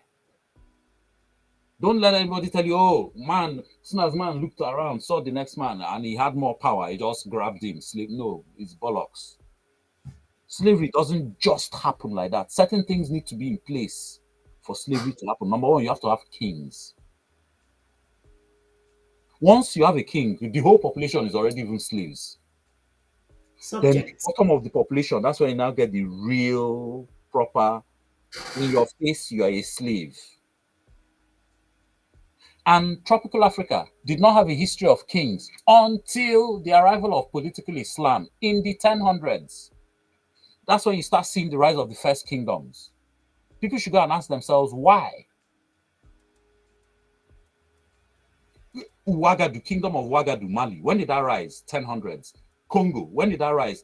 What was going on in that region in the 1200s? Was it not Swahili Coast Arab slave raiding? What forced them to rally to fight something back? Ouagadougou, the history of that one is even clear. Morocco came and destroyed the place looking for gold and salt. And then out of the ashes came Islamic Mali. This arrival of political Islam into the Sahel of Africa was the beginning of the problems of tropical Africans till today. The Europeans just came to make the whole thing worse. So please, you guys don't ever fall for that. Oh, slave. No, you can't blame anybody for slavery. Everybody was doing it. Is a lie. Is a lie. See, I've been asking people for evidence that okay, so if tropical Africans were enslaving each other before Islam came or before the Europeans came, how were they doing it? Was it? I've had some people, some real, these white people that act as if they have all the brain. Maybe they think I'm stupid. They've told me, oh, they probably tied each other with ropes. I'm like, really? Well, you think me or the slave is stupid that you tie him with a rope and he'll just stay there and he won't tie himself and run away? Show me the evidence. Show me chains that can be archaeologically dated back to before the arrival of the Muslims and the Christians from Europe and Arabia. If you can show me those chains, the slave markets, the slave camps, the archaeological evidence, then I'll believe you. And because I know that those people did not have kingdoms before this period, then I know that there is no strong man that would have created a hierarchy where slaves would have been at the top. Sorry, slaves would have been at the bottom and this strong man at the top. Empirical And if fact. the evidence existed, if the evidence existed of the, say, the chains, remember, tropical Africans were the first people on this planet to smelt iron. So it's not as if they didn't have iron use for iron. They were smelting iron for even before the Bantu expansion happened with iron technology. They already Mm, had iron. So if they were expanding and slaving people up, you will see the remnants of these chains everywhere. You will be able to do even chemical tests on it to see that, yeah, this chain is indigenous. It was not brought by Europeans. The isotope is local, you know, but we've not seen a picture, talk less of artifact itself of such. So why should we believe something? Know fully well, you can't go and tell white people, you can't go and make a claim to white people with no evidence and they'll take you seriously. So why should they throw a lie at us without giving us evidence and we just believe it? Oh yeah, yeah, it's human nature. People just enslave people. The Australian Aborigines or pygmies, the pig were pygmies, Khoisan people. Those, you know, those Khoisan people, those so-called Bushmen. How could they have enslaved themselves or anybody else for that matter?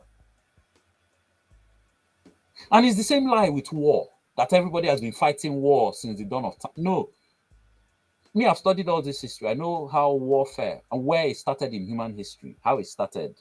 Slavery, I know how and where it started. Genocide, yeah. Going back to the BRICS nations, just so that at least Africans can understand when they're talking about the BRICS, ordinary people can begin to understand and push and encourage their leaders to go for the BRICS. When Russia was already a member of the BRICS nations before the start of the war, when they were cut out of the SWIFT system, would Mm. you say that being part of the BRICS have in any way enabled them to sustain their economy?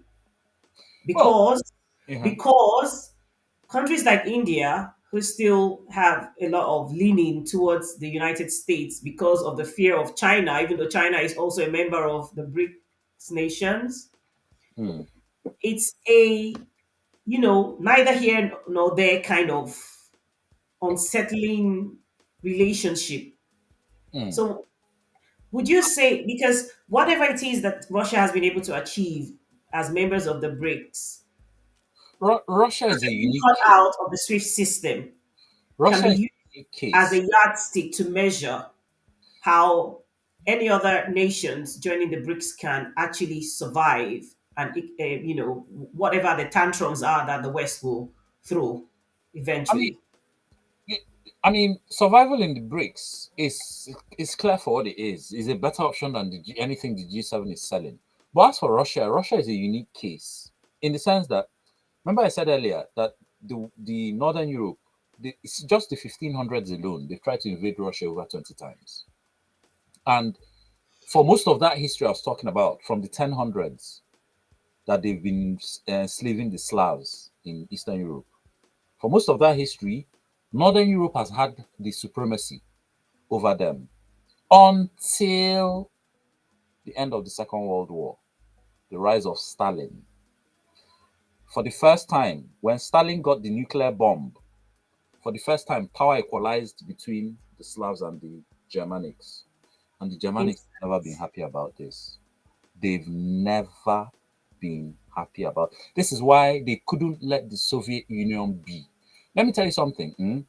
The West did not. They will make all sorts of claims why the West defeated the Soviet Union. They will say the Soviet Union was corrupt, it was this, it was inefficient, it was that. The only reason the West won that Cold War was because of the dollar, that currency, that dollar. Let me tell you how they won. If the Soviet Union wanted to buy 100 tons of iron ore from you, say you're the president of Nigeria, because dollar was the global reserve currency, you were the Soviet Union, you've been cut off from the West's economic structure, you had to go and produce either resources or labor equivalent to however much you are asking for Mm-hmm. that 100,000 tons of iron ore for. So the Soviet Union, for everything they traded, they needed to exchange something of real, tangible value. Value. But for the West, who controls the dollar, who will clearly know now that all they do is just push a button on the printer, bzz, bzz, colored paper will just be coming out. And this colored paper is the global reserve currency. And they want 100,000 tons of your iron ore. And you're saying your iron ore, since it's dollar that is the reserve currency now, you are saying you want 5 million for your iron ore. You just press the button, bzz, bzz, bzz, bzz, print $5 million. Come on, they were always going to win that Cold War against the Soviet Union. They were always going to win that. They will lie to you. See all their historians, they'll come and tell you all sorts of nonsense, make all sorts of silly excuses. The real reason is the dollar. The Soviet Union was effectively under siege, economic sanction. That's why they won. Mm. And like I said, today the BRICS is for the first time creating a new opportunity for anybody that does not want to be trapped and bullied. Because look at France. Is it not France that's now realizing, hold on, I better start cozying up with BRICS. See them trying to come to BRICS meeting now. France, of all people. And I have a weird want for BRICS to even allow France just to divide the West, to drive a, even though I don't like France, but just to drive a wedge between them. Divide and rule. Yeah, Oh, Sinovia Reedy says, I'm supposed to be in Africa, not America. I have always wondered how was my ancestors chosen. And then she goes to say, which is okay, Starman, I'm not sure if you know this, but she's asking, why is Egypt's pyramid or the pyramid in Egypt on the back of the American dollar? okay, yeah. Before I even say that, I was going to say something. So I was going to round up something. So the West has never been happy since the Slavs equalized power with nukes, which is why even after the collapse of the Soviet Union, they won't let Russia join NATO. They won't let Russia join the EU. They were more focused on bringing Russia down. What they really want is to go into Russia and take away those nukes. That's what they really want. That's it. And And Russia, finally, the power, everything is over. yeah, Can you imagine a world where there's nobody to challenge the West. It's the over for West? all of us. It's slavery. And remember, AI and robotics are coming online now. What can you do? 100 years resistance against robots, resistance fighting or guerrilla warfare against robots. That will just be and at this stage, you've heard of self-replicating technologies, 3D printing. That will just be replicating itself, just be printing itself, and you want to go and fight against that? Come on. Oh, well, Africa has a long way to go. We So have a long way to go. Without and unity, we cannot achieve anything as a people. That's for sure. And that unity seems to be an illusion. The closer, or a mirage, because the closer you get to it, you feel like you're getting to it, the farther it becomes see, I think ending. we need to stop focusing on African unity because it's a dream. It's not going to happen. You're not going to wake up one day and all the African countries will unite. Like I said, it's going to be regional.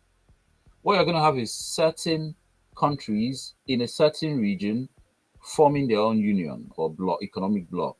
Then in another region of Africa, there'll be another one.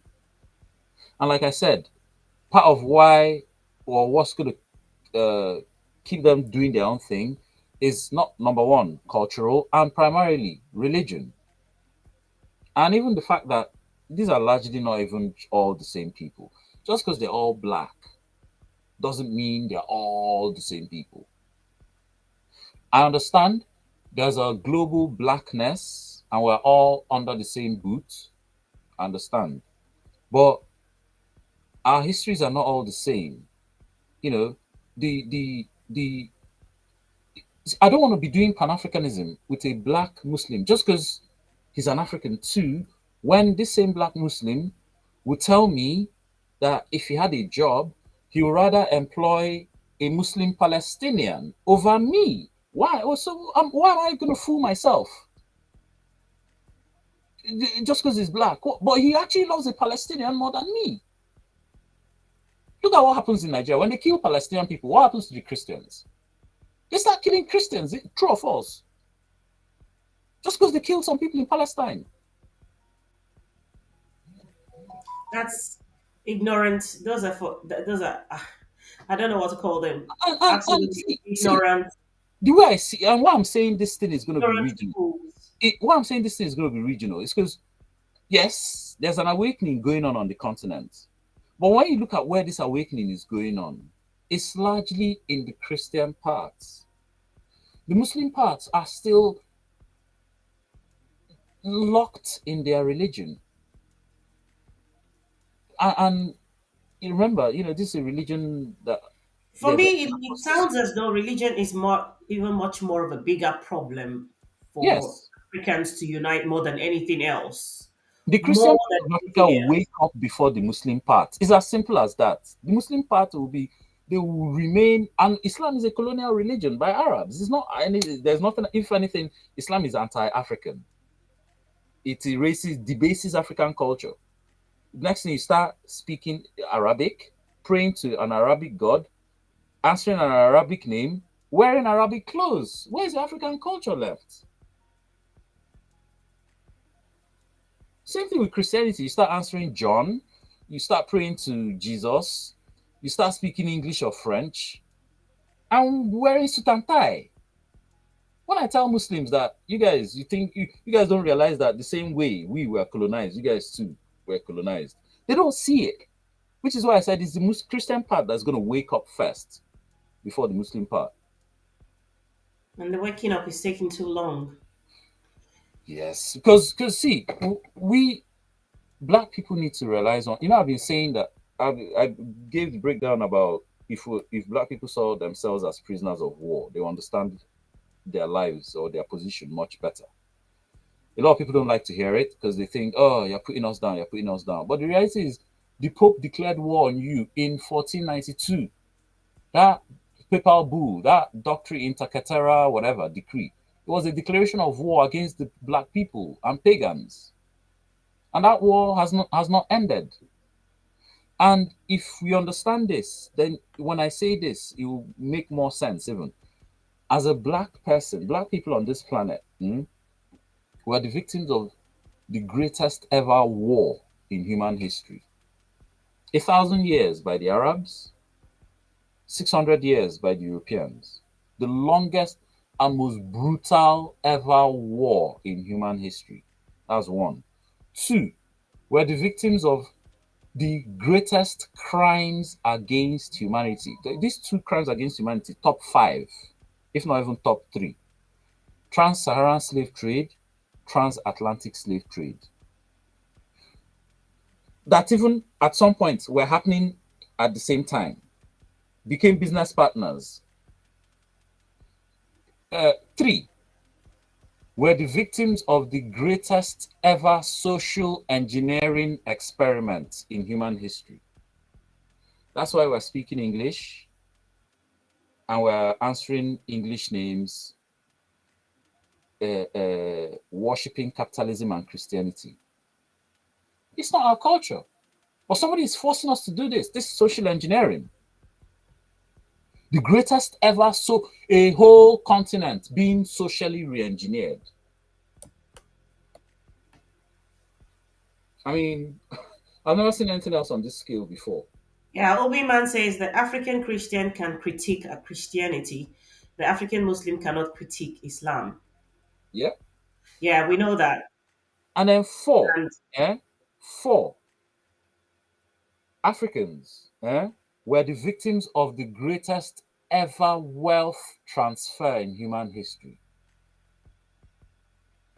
When I say this greatest ever wealth transfer, many of us don't seem to get it. So, wealth transfer, let's start slave trade, all that kidnapping for free labor for 350 years built the West for them. Hmm? After that, after the kidnapping of slavery, it was now stealing resources, colonialism, for another 100 years. After colonialism, it was more stealing of resources and exploiting brain drain, neo-colonialism, still ongoing till today. Stealing the wealth of Africa, transferring it to the West. Is that not wealth transfer? 600 years of wealth transfer. So when you hear that the estimated reparations just for slave trade alone, not even colonialism or neo-colonialism, no, or the one that's still currently going on, no, no, no, no. Just for slave trade alone, the estimated reparation from Europe to Africa, estimated $800 trillion. Then, and you begin to understand what I mean by wealth transfer. How do you think they got all the dollars to build all the aircraft carrier, underground system, skyscrapers? Where did that? Remember, Europe by the 1400s, Europe was broke. They spent all their money going to go and fight crusades, which they eventually lost, and the Muslims blocked access to China and India, the Silk Route, that they were getting spices, silk, and Mhm. porcelain. They Yeah. became and they depleted their resources of and wood and something else they had again. I can't some other strategic resource. They depleted it. So how come they're now the so-called rich, developed world, Western world? Where did the money come from?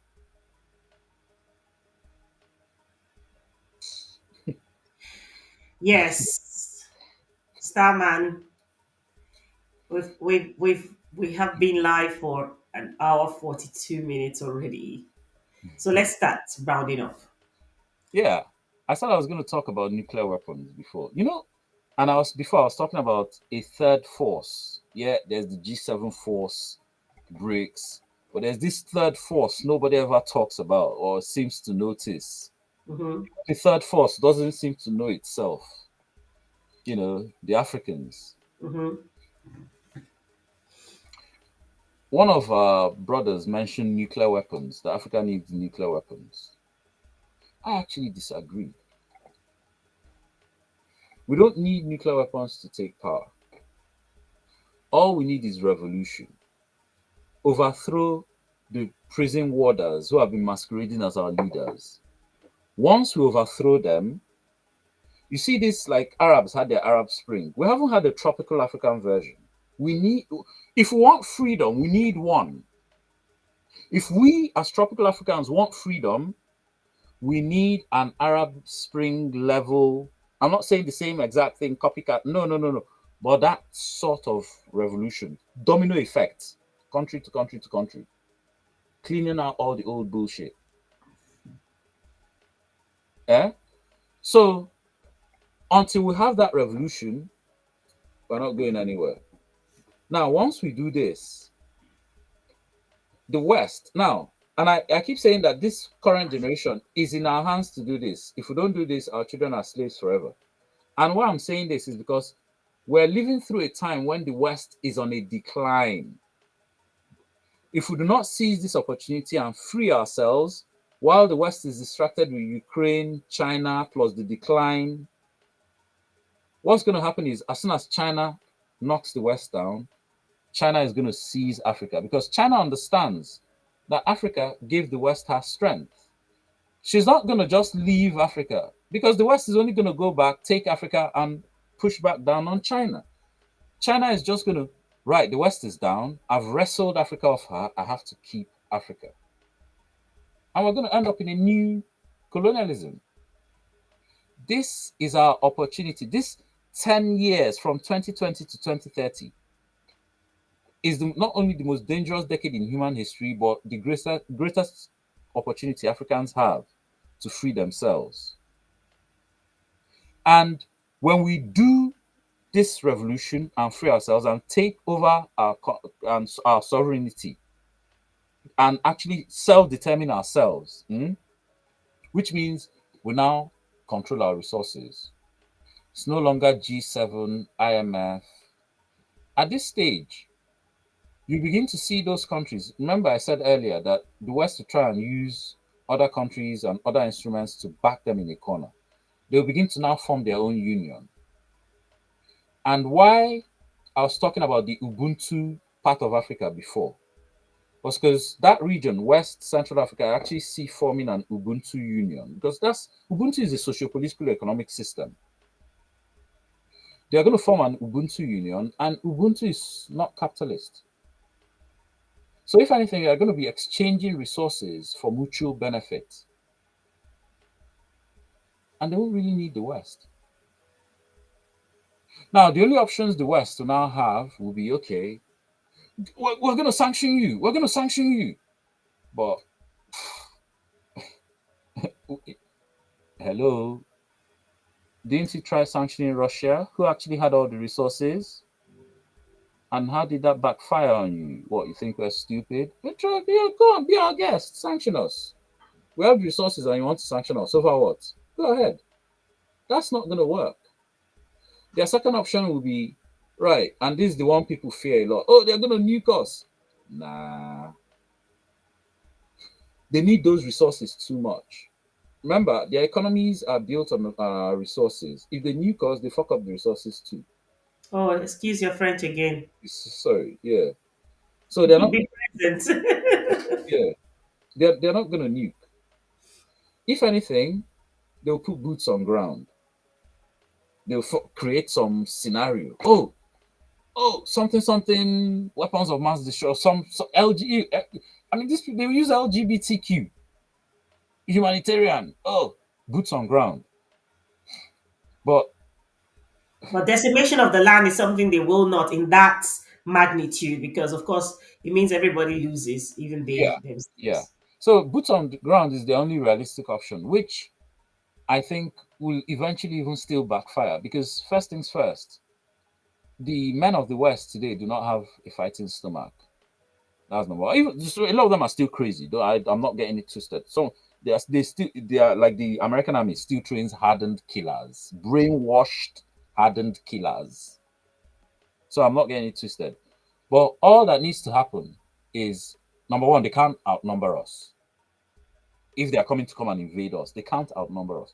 All that needs to happen is kill enough of them, make sure there's enough body bags going back home to America. Who?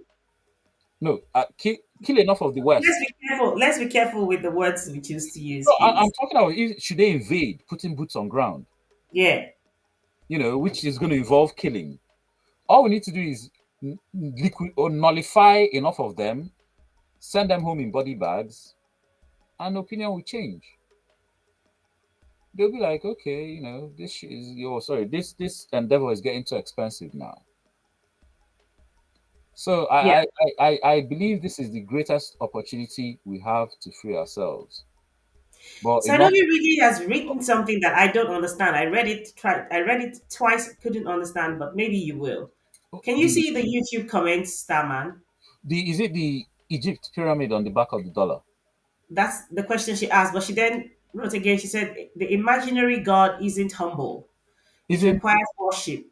The imaginary God isn't humble. It requires worship and praise from its victims. That's not humility. yeah, That's arrogance. It yeah, could be classified as a murderous bastard as well, yeah, since it always seems to be threatening to burn people who don't believe in it. yeah, yeah. Do you I mean, understand what huh? she means? Yeah. See, there was a book I read many years ago where one of the early missionaries, I think it was a Scotsman, he came to, I think it was somewhere in Igbo land as well, and he was trying to convert these people. This was before colonialism even kicked into full effect. So I was preaching his Bible to these people, trying to convert them, and the people weren't buying it. And then one of them asked him that, uh, so first of all, one of them was like, "Man, this your God. it seems like, man, the guy is always angry that, and you guys seem to live in fear of him. Why do you need to worship your God and why do you need to worship? Well, yeah, why do you need to worship your God? It seems like you guys live in fear of him. That we don't live in fear of our father, our own God. He's our father. We commune with him. Can you see the difference in religious ideology? One worship their God, another one communes with his God. Which was why the Africans weren't buying it. Why would you give a God you commune with for a God that you have So to now live in fear of? Africans communed with their God, Yeah, and the God that the white man or the West brought was a God worship in fear. worshipped. So think about it. Why those Africans weren't buying what that missionary was saying back then? Why would think about it? Why would the Africans give up a God that they just commune with for a God they now have to live in fear of worshiping? So they were even laughing at the guy. Then one Mm. of them asked him that why does God need to even write a book? Another one asked him why does he need to have a son? I mean, like they couldn't understand these crazy ideas. Write a book, have a son. Well, because to the Africans, their God was What was the was truly response? everywhere. Yeah. What was the response to their question? Obviously, the guy had no response. He was just writing down uh, the resistance he met. Whilst he was trying to convert these people. Right. Yeah. Obviously, There were, what are you going so to there say? were people who were thinking people, Yeah, of course. We're not. analytic people. It's just out of trauma after the violent, bloody conquest, and then the trauma that came for that. Anything they now remember, like I said, prisoners of war.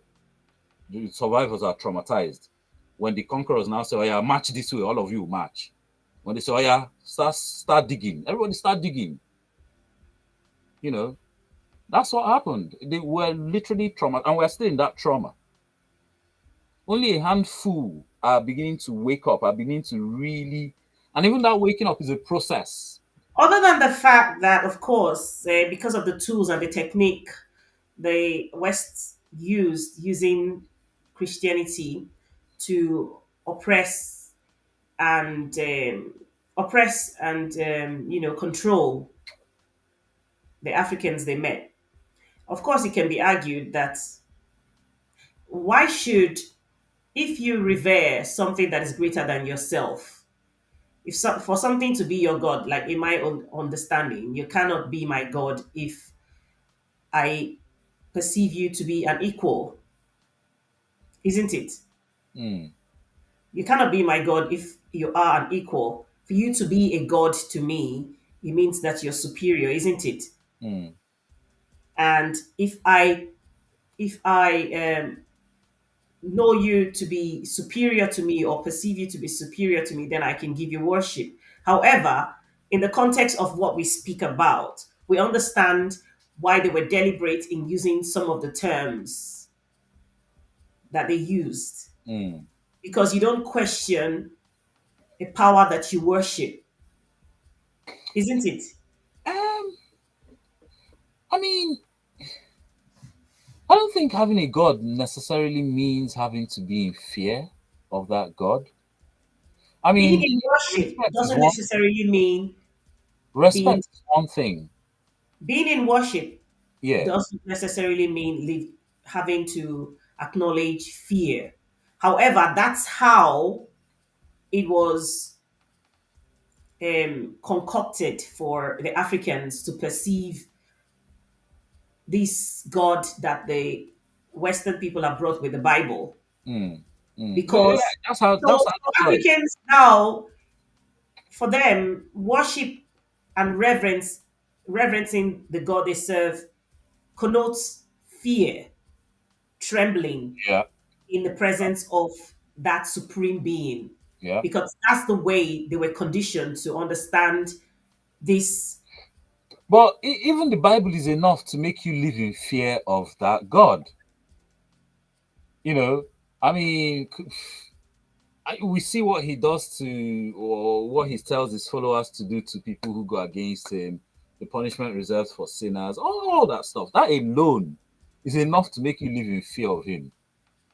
That's not true. That's an argument we can have for a different day. Okay. Because if we go back to the people who have argued that even the Bible, the text of the Bible, was something that was what's the word, derived from um, African cultures and traditional ways of doing things in Kemet. You know, the people who argue that. Yeah. Yeah. Then what would be your argument? Because if you try to dissociate and make it look like the God in the Bible, or the scripture in the Bible is has, to be honest, let's not digress, because this is going to a totally different topic. Mm. Okay, Yeah. that Yeah. would be We an can have that talk interesting another thing to time. Yeah. look at another day. Yeah. Okay, so let's, in 3 minutes, round up this broadcast. Yeah. So, I mean, the future of Africa is in the Africans' hands. We need to wake up a critical mass. And the reason why nothing is really happening is because, yeah, people are waking up, but we've not yet hit critical mass. Now, critical mass doesn't mean all the Africans. All we need is just 5 to 10%. That's critical mass enough. That all you really need for a revolution to happen is 5 to 10% of the people of the population to want that revolution to happen. You know. So unfortunately, we don't control any media that we can use to spread information to ourselves. We have to rely on white media, and you know, a program like this, where you're dropping hardcore truths. We know how algorithms will push such programs down and not allow it to propagate. But we just need to carry on regardless. The fundamental thing for me, the root cause issue or the solution to the root problem is still self-determination across the African continent. All these colonial countries need to be broken up. Obviously, not all of them will break up, but most of them will have to be broken up. There's no need having a country just for the sake of being big if it can't be managed. That's just senseless, pointless. There's no need having a country with I mean, in Nigeria, you have 51 different ethnic groups. You just took it out of my head. I was just thinking about the nations originally, the way we existed as nations. Exactly. Yeah, You know, that's a recipe for disaster. They will never agree on anything. Never. 51 different people with almost as many different worldviews. And then to show you that Nigeria is a fraud, is propaganda. Almost every Nigerian believes there's 350 different ethnic groups. That's a lie. That's a lie. It's only easy if you add everything up properly. It's 51. Because when you go to pages like Wikipedia, where they actually tell you 371 different ethnic groups, when you look at a lot of those ethnic groups, Ibibio, Ekoi, come on, these are brothers. They're brothers, man. Come on, and the same thing, same everywhere. They cut all the even Igbos. yeah. Once the dialect changes a little bit, Exactly. They call you a yeah, different but tribe. they actually, it's just like I always say to people that it took me until 2003 when I realized I was an Ijo girl. Mm, Do you understand? yeah, It took till 2003. Not my parents told me, nobody told me, and I'm not sure my parents even realized that we were all Ijos, right. because there was that demarcation, that thing that they fed into the minds of people of feeling, ethnocentric, feeling superior amongst yourselves just because there's a little bit of a twist in dialects. Yeah, You yeah, know, so even as a rivers as a if you go all the way to south, and then you go to the states where they have Ijos, then you have the core Ijo people, you have the Okrikas, the people who originally, the people from Boni originally yeah, spoke a language called the Ibani language, and They have the Nembe, they have the, you know, Andoni, So when you look at these things, I was in primary school when I stumbled upon a book that was translating teaching Bonny people their original language because they had been infiltrated, the intermarriages. They now spoke more Igbo, and now they were going back to school to learn their mother tongue, which is Igbani. mm, And in that book, I was so shocked to understand Igbani more than I even understood some of the other Ijo dialects, like Nembe and all that. mm, It was so similar to my language, which is Calabari. So you mm. can imagine how we just shortchanged ourselves, making ourselves so little when we So were small much more. things. Yeah, it was Just psyop. tiny things that were so irrelevant, as Yeah, opposed to if we were recognized as one. you exactly. know, it's just like somebody coming to tell me because somebody spoke Igbo that is Owerri Igbo. I think they have the Igbo that is spoken in They have Imo State, different dialects. Yeah. a little different from Anambra, and then you say they're different people because they say things a little differently. Anyway, it's been such, I don't know if I should say one last thing about why self determination is very important. yeah. I think the way I say this illustrates it very clearly. So, self determination across Africa is very important because the current model Europeans left us with is a recipe for disaster and genocide and perpetual war. And let me break down what I mean. So, let's say you have two different populations of people, population A and population B, yeah? And Hmm. then you take two of them and lock them inside one country, country X, meaning that they will have to share one state apparatus, which means they have to share one presidency, one executive, judiciary, legislature, Hmm. embassies, ministries, military, army, air force, police, everything. They have to share one economic system, bank. They have to share one state apparatus. These two populations. Now, these two Oh no, Starman, you're populations frozen. are in two Okay, different go parts of the ahead. country. One You're in the frozen for a bit. Okay, one in the north or the east, one in the south or the west. Yeah, the two populations are in their different parts of the country, the same one country. And then population A is in a part of the country where there's no resources. B is in the part of the country where there's resources. Now, population A wants access to the resources from the south so that they can build up themselves. What you have in this scenario, where these two different groups are sharing a country, is a perfect recipe for genocide because as population A is now eyeing the resources of population B, all that needs to happen is for population A to get into power, monopolize power, and as we can see, it happens a lot in Africa. Buhari is the latest one that showed us how it can be done. We saw what Buhari did, how only Fulani were in all the positions of significance. All population A needs to do is, since they're eyeing the resources of B, get into power, monopolize it, and then when they now have full control of all state apparatus, the judiciary, executive, legislature, military, banking, embassies, they can now go after population B in that country, start killing them to take their resources.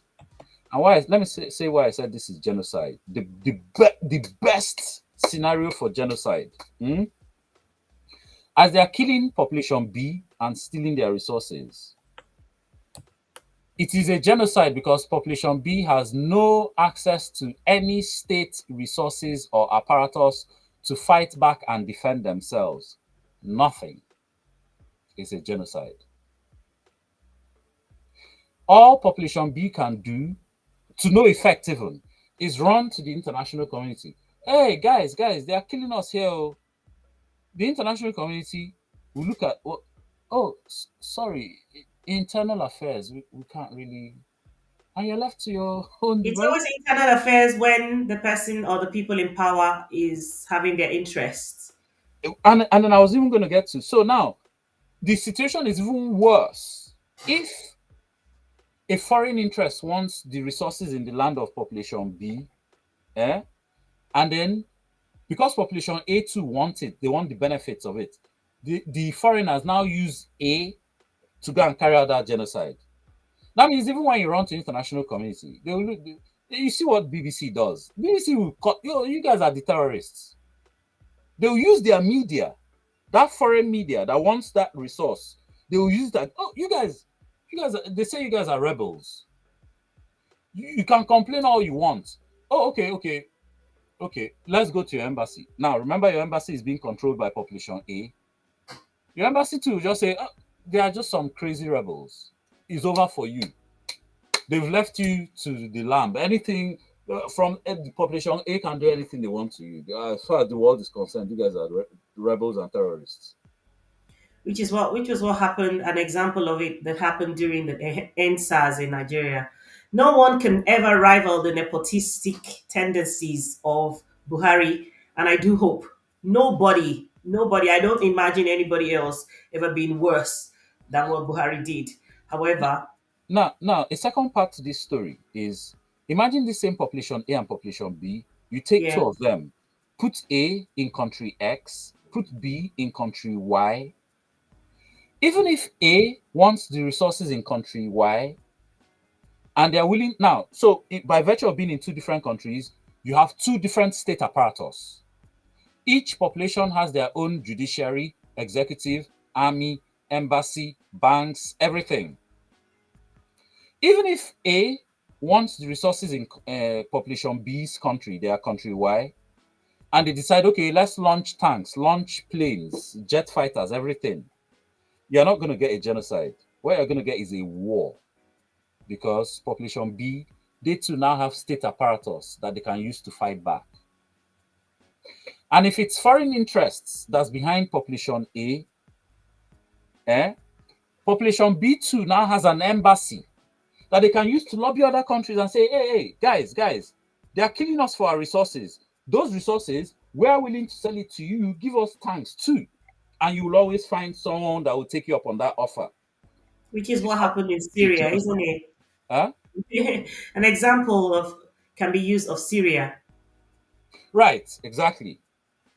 It's not going to be a genocide. And this is why self determination is very important in Africa, especially in countries like Nigeria, where you have ethnic groups that have no protection, no sovereignty. Anything can happen to them anytime. Look at the Middle Belt. Do you know how many villages have been displaced from Middle Belt? No protection until each ethnic group in Africa can carve out, can have their own country, not for the sake of having country, but for the sake of having their own sovereignty to protect not just those people, but that culture and the language. You're going to keep having African languages dying every week. There's a Wikipedia page, African countries on the endangered list and the ones that have gone extinct. There are two Wikipedia pages even. One for the ones endangered, going extinct on a weekly basis, African Hmm. languages, and the ones that have already gone extinct.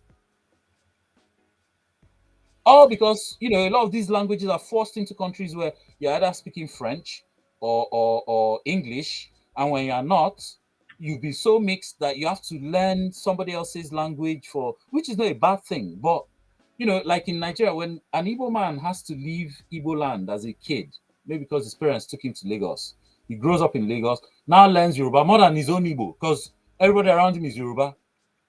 But that's the truth. Starman, I understand my language. I might understand so much more than I'm able to speak. However, I cannot have this sort of conversation I'm having with you in my language. I have no words. I don't know what the words are. And It's if your not language something dies, that we're proud of. This is just it. And this is how the extinction starts. I if, raised in if your another language generation.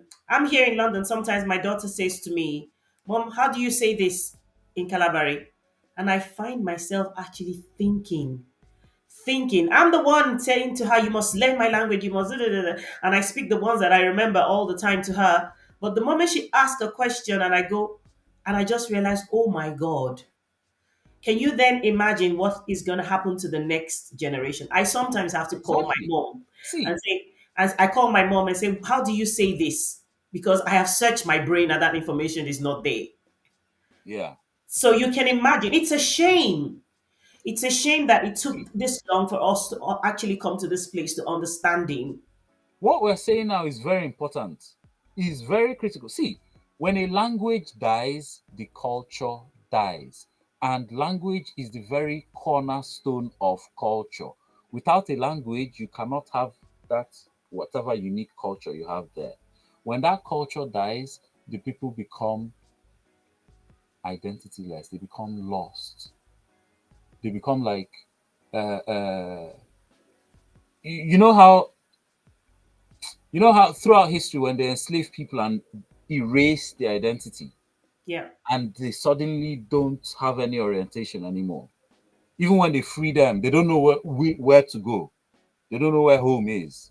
It's like incarcerating someone for so many years. You Right, said, have you ever seen a prisoner incarcerated for so long, let them out and they right. want to go back into jail Exactly. It's like because they don't know how domesticate to? an animal. Yeah, When you release that animal, it's not going to go back to the wild. It doesn't know how to hunt anymore. it's gonna Doesn't know come. how Gonna to even crack with the nose anymore. All that is that animal is not can never be a wild animal anymore. yeah, yeah. You Oh, Starman, today I really wanted to give you your time. You see, I wasn't in a hurry, know. but still, I know, I there know. must be an end to the broadcast today so that we can come back, refresh, and pick a different topic and discuss. I deliberately didn't want to invite any other guests. I have a long list of people waiting to come on the show, but I just thought this week I give to Starman.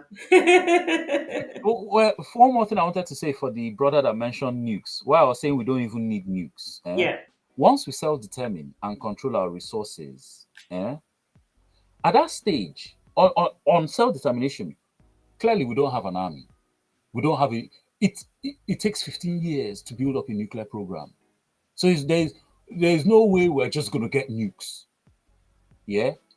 But once we self-determine and control our resources, meaning that we can now say, look, okay, West, we've decided not to sell you any more uranium from Congo, where the best weapons grade uranium comes from.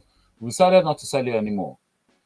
All it's going to take is 12, 13 years. And nobody on this planet will ever threaten anybody anywhere else on this planet ever again with nuclear weapons. Because nuclear weapons actually have a shelf life, about 12 to 15 years or something like that. They actually have Hmm. a shelf life where after that they go expire. You can launch them, but you're not guaranteed they will go off. Hmm. Interesting Once we to know. control our resources for that long, all their nuclear weapons go expire, go out of go expire. They can't threaten us again. And ironically, it's just going to take about that same time for us to develop a nuclear program ourselves. So trying to get nukes shouldn't even be the number one thing. Where you know, Well, it's not even safe to have. It's just that when you have a bully on the yeah, prowl, just all over the place, and you're looking for it because no country in the first place should even own a nuclear. Um, you know, yeah, exactly. Yes, so Starman, let's call Mm, it a day. Let me just take quick reads from Sinovia Indigo. I keep calling her the name that I'm used to calling, which is mm. Sinovia. She says, thank you so much for this very informative and intelligent conversation. It's nice when I can listen to people who are serious and who do deep research in order to inform the masses. And Obiman, thank you, Sinovia. Obiman says, how many languages do you guys speak anyway? Obiman, what are you asking me, or are you asking like on the continent of Africa how many languages? That is something that we cannot answer because even what they have on Google cannot be complete. Yeah, I think there's an estimated 3,000 languages in Africa. estimated. Estimated. That's the keyword. Estimated. Estimated. But many of them are similar to each other. Yeah. Yes. Obviously, we know the language groups: Niger Congo, Bantu, Chadic, well, Afro-Asiatic, Chadic, all of them, Nilo-Saharan. Yeah, we know the languages. Yeah, the click ones, the Khoisan, the Those pygmy ones are ones. The pygmy the ones have largely gone extinct because they you adopted Bantu see, languages. But yeah, huh? the interesting thing is the click ones are the ones you can never learn as an adult. I don't think you must learn as a child. You can never. I tried doing that. Say something, and I'm like, no. It's either I do the click first, and you're trying to say it, but how they do that, say make the sounds. Yeah, you can't make them together. Oh no, oh no. That's uniquely theirs. Oh, Starman, thank you so much. So we should be coming back here again, doing other topics. We'll just see what the coming weeks will be like. Um, and we'll be back here. You know, Starman is always very interesting because you're the only one who is able to come here and give a little. You're the way you analyze the African situation and topics basically is always so different because you give empirical facts, which is what I like. You might not be the greatest orator, but you do your research. So we have to be patient with Starman because before Starman to say one thing, we have to be patient. We just have to listen because it's going somewhere, which is the reason why anything we're coming up with Starman, nobody else must be here. Okay? So that we can get somewhere. Thank you so much, Yeah, Starman. thank you for having me. And Yes. I always enjoy our broadcasts. And yeah, for me, it's an opportunity to try and spread a lot of information that I know many Africans don't have access to. Hopefully the ones that see this will spread the same information and hopefully we'll get that critical mass we actually need. But people need to be active. One person can't do it alone. 20 people can't. We need like a domino effect. People need to take it seriously, be actively on it as well, and on their own do research. Everything I've said here today, Mhm. if play it back, be googling the things I'm saying to see for yourself. Yeah, You know, that's what we do here. right? You raise the consciousness, you open the minds of the persons or the people listening. That you're trusting that they will take one thing and do a research on it and have deeper understanding or clarity to the issues. Because a lot of people in Africa, even in the diaspora, don't even understand what when people are talking about BRICS nations. They don't know. All they know, if they know too much, is yeah, the BRICS nations are, but they don't know what the pros and cons or the advantages and disadvantages of or the difference the BRICS nations can make to Yeah, the status quo yeah. as it currently is. Yeah. All right, Starman. I have thoroughly enjoyed listening to you today. I have learned so much as well. So I'll catch you on the other side as always. Okay. Thank you, and take care to all the people in the audience as well. See you next Thank time. you. Bye. All right, so that was Starman Alpha. As always, he is family here on Africa Rice TV. My go-to person, any day, anytime. And thank you, Sinovia Reedy, Obi Man, and everyone else who joined us from Facebook and YouTube and sent in questions, comments, and contributions, of course. Um, that's about it for today. If you haven't liked, followed, or subscribed to our channels, please do so. It's Africa Rice TV on Facebook, YouTube, and Instagram. Okay, press the notification bell so that you are notified once we come on live. That's about it. We love you and see you next time. Remain African in your mind. Be thinking on a daily basis African because honestly, this is the only way we will finally get ourselves to the place where the next generation will be proud to call themselves African and be African and eat African and show African, everything African. All right, until next time, have a good evening and God bless you. Bye bye.